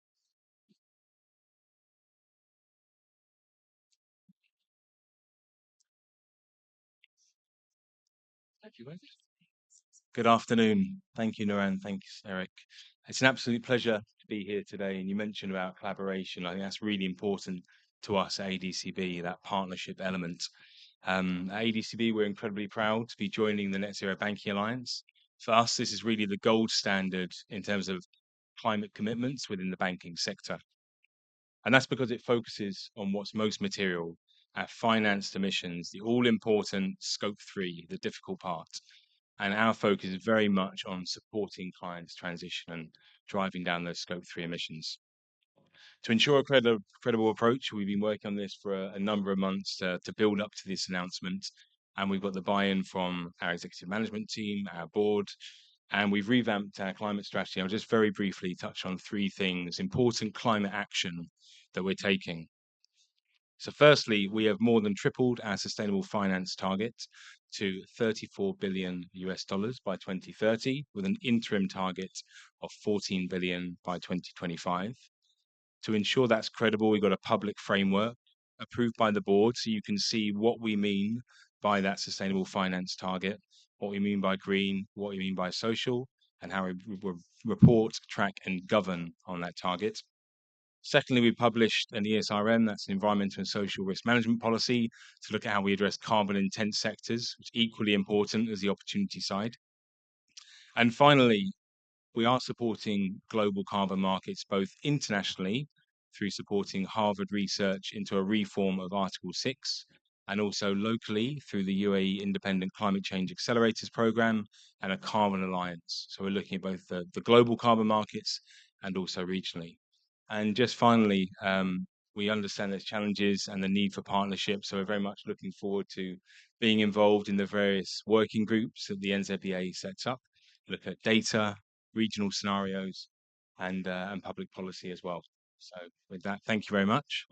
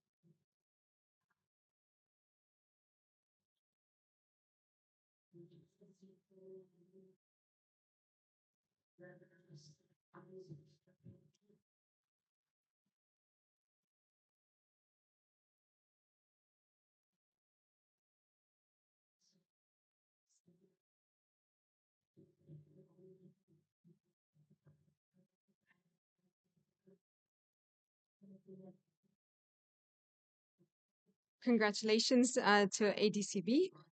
We now welcome our second bank, the PRB signatory bank, Abu Dhabi Islamic Bank. I welcome to the stage Ms. Lamia Heiraz, Head of Corporate Communications, Marketing, ESG, and Investor Relations. Ms. Lamia, please.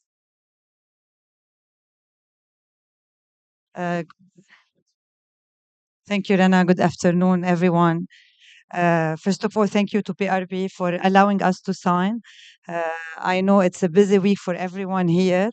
I wanted to say a few words that today marks a significant strides towards a future where banking is no longer about numbers. It's about creating positive change in the society we work in and being a force of good.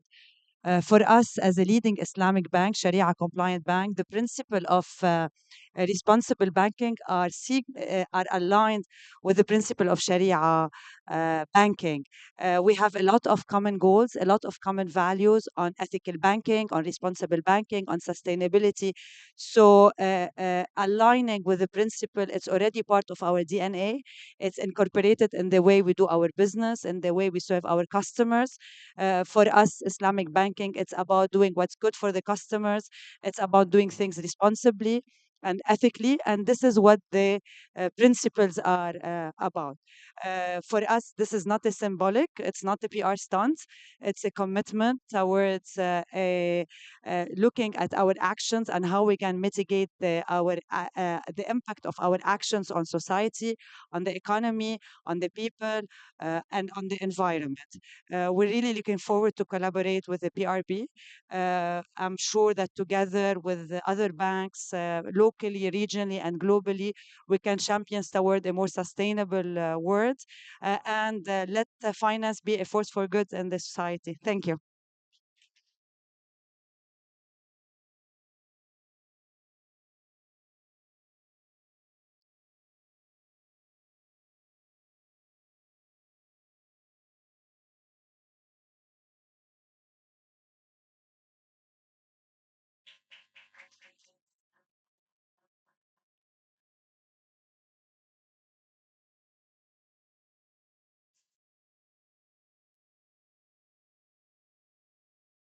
Thank you so much, Abu Dhabi Islamic Bank. We would now have with us West Africa Development Bank, BOAD. We welcome Dr. Valerie Noel Kojo Diop, Innovation and Sustainable Development Director.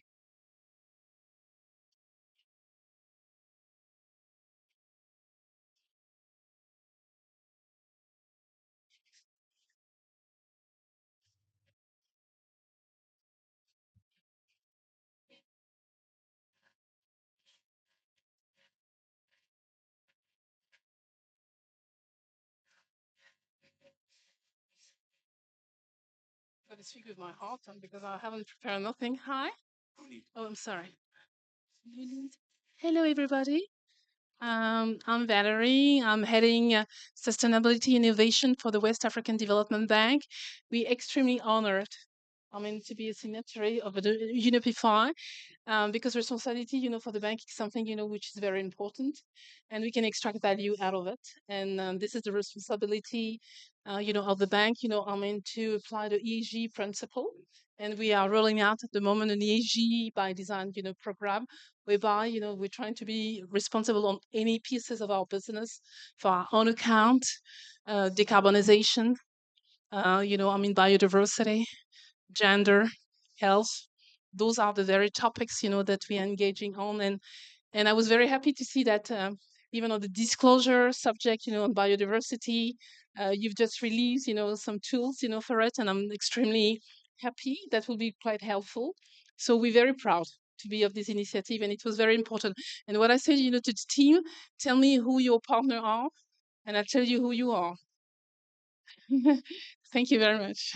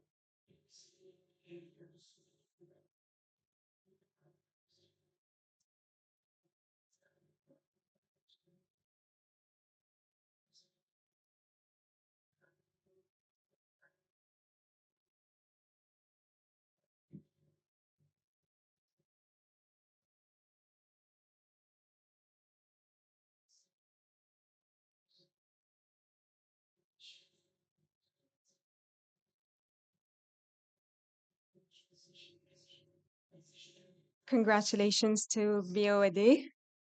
We now also welcome to the stage Mr. João Paulo Caram Kiumbe, President of Banco Regional de Desenvolvimento do Extremo Sul, BRDE. Thank you.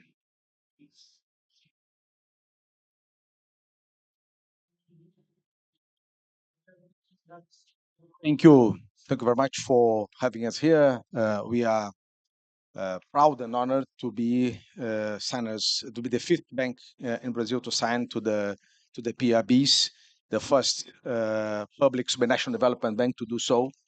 And I think it's embedded in our mission, not just provide credit as we were founded 63 years ago by the three southernmost states of the country, but our mission, our real purpose, is to improve the lives of the future generations with long-term actions.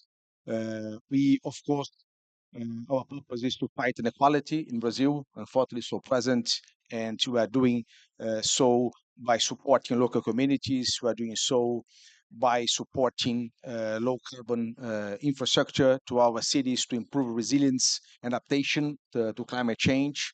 Unfortunately, in the past 2 months, we've been suffering from severe floods in our region. So this topic is even more urgent in our region, and of course, adhering to the principles of responsible banking is a way to communicate with our society and to engage our society in planning and delivering these changes that we need in our region, in our country, so importantly. So it's an honor for us to be here, and we hope we can work together with you all. In 2 years' time, we're going to be convening in Belém, the northern Brazil, for COP30, and perhaps we can exchange our experiences and what we have improved until then. So it's an honor to be here. Thank you for you all. Thank you especially for our bank's employees who deliver a more sustainable and resilient society every day. Thank you.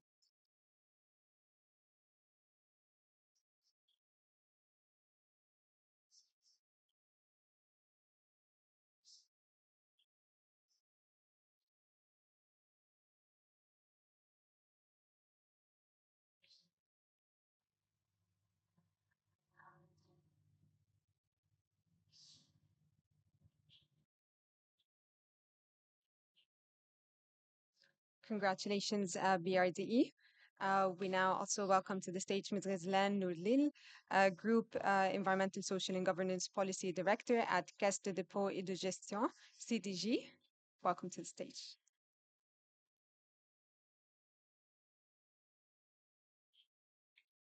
Thank you, Noran. So, ladies and gentlemen, UNEP team and members, so on behalf of our CEO, Mr. Khalid Safir, and his team, I would like to thank you for this inviting us to this signatory ceremony and your involvement on the promotion of sustainable finance within the banking sector in the region. So CDG, according to its mandates and purpose as a national development bank, has already achieved different and several milestones on sustainability journey.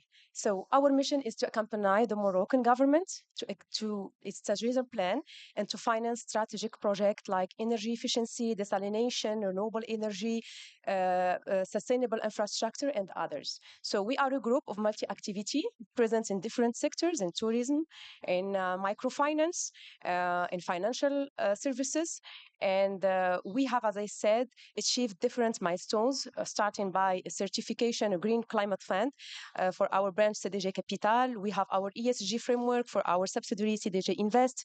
And we have listed more than 300 initiatives on sustainability in different sectors and in different branches. So our ambition today is to build a common framework for all activities, for all subsidiaries, and to structure our new trajectory as a new guide for everyone within CDG and within the country.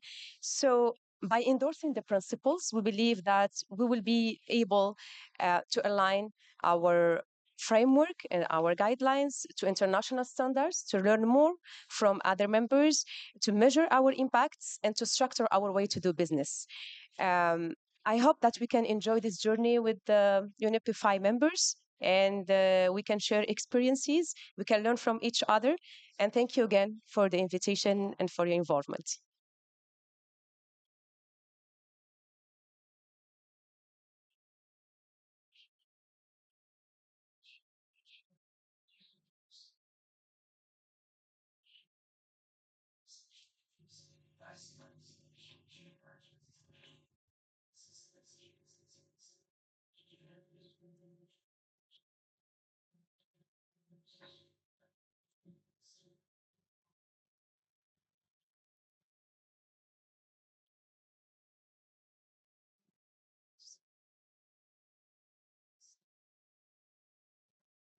Congratulations, TDG. I now we welcome virtually with us from Fidelity Bank in Nigeria, Mr. Kevin Ugwoki, Director and Chief Risk Officer.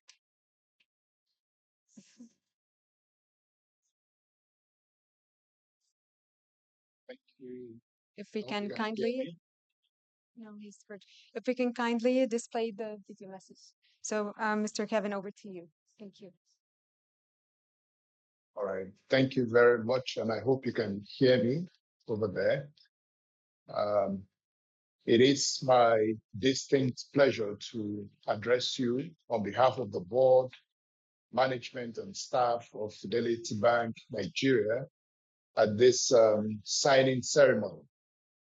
As a leading financial institution in Nigeria, we consider sustainability a critical part of our corporate strategy and strive to embed it in all aspects of our business operations and activities, including how we interact with our customers. We are driven by the understanding that to remain profitable as a business, we must achieve a reasonable balance between our economic, environmental, and social imperatives in the short, medium, and long term. We are therefore committed to the sustainable development goals, as well as other global and national principles that promote sustainability. To echo the words of my managing director and CEO, Dr. Nneka Onyeali-Ikpe, as long-time signatories to UNEP FI, signing onto the UN principles for responsible banking is the next step to show our commitment to sustainability. So it goes without saying that sustainability is central to our corporate strategy and corporate culture as a bank, and joining the principles affirms our determination to increase our positive impact in all aspects of sustainability. The PRB aligns with our sustainability principles, and the bank is delighted to be joining the global community of signatories championing sustainable development across the world. We do thank you for this opportunity and look forward to working closely with UNEP FI to advance the cause of the environment and humanity. Thank you very much. Thank you.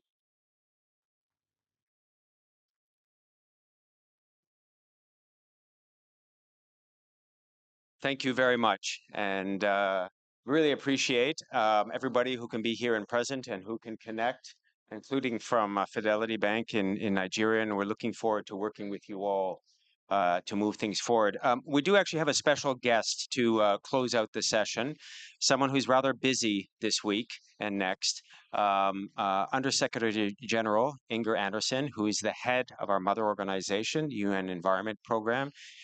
When she found out that about the signing ceremony, she was quite excited and really wanted to like to come and say a closing word. Thank you very much, Inger.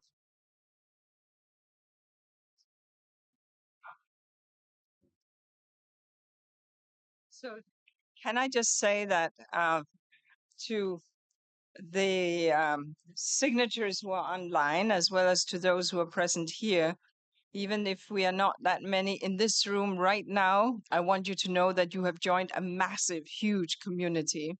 And I am so delighted. And I really do appreciate the sign up that we have witnessed today. These 6 new banks who are coming in to UNEP FI. It's truly commendable and it is a big step you are taking, but you're coming into a warm, welcoming family. I want to assure you of that. And the pledge that you are taking, or the steps that you are taking to align your operations with the principle for responsible banking, you're really setting a very powerful example to others in the business, and to what it looks like to be a leader within the financial sector. And I think we also very much celebrate the 3rd bank in the Middle East and North Africa region, Abu Dhabi Commercial Bank. Abu Dhabi Commercial Bank, thank you, because you are also joining the Net Zero Alliance, the Net Zero Banking Alliance. Bravo to you. And as we celebrate this signing ceremony today, I think we also have to recognize the transformative role that you are playing in sustainable finance. It's just massive. And together we really can build a financial system that is making money, serving customers, and saving the planet. And that's what you are stepping up to do, so that you will be thriving not just for now, but also for the coming generations. So I really thank you. And whilst there are few folks here, I will want you to know that the network is massive. How many banks have signed up? 340. So you are joining a family of banks that are leading in wherever they are across the globe. Some are very large global banks, as well as others that may be smaller and more localized. But all of this is just absolutely big in terms of shifting the money towards long-term sustainability. I'm so grateful for your leadership and really commend you for daring to step into this space. Know that we will be with you every step of the way. You're not going to be left alone to struggle with this, and you have time to get to where you want to go. But this is a big step, and we really appreciate it. Thank you so much.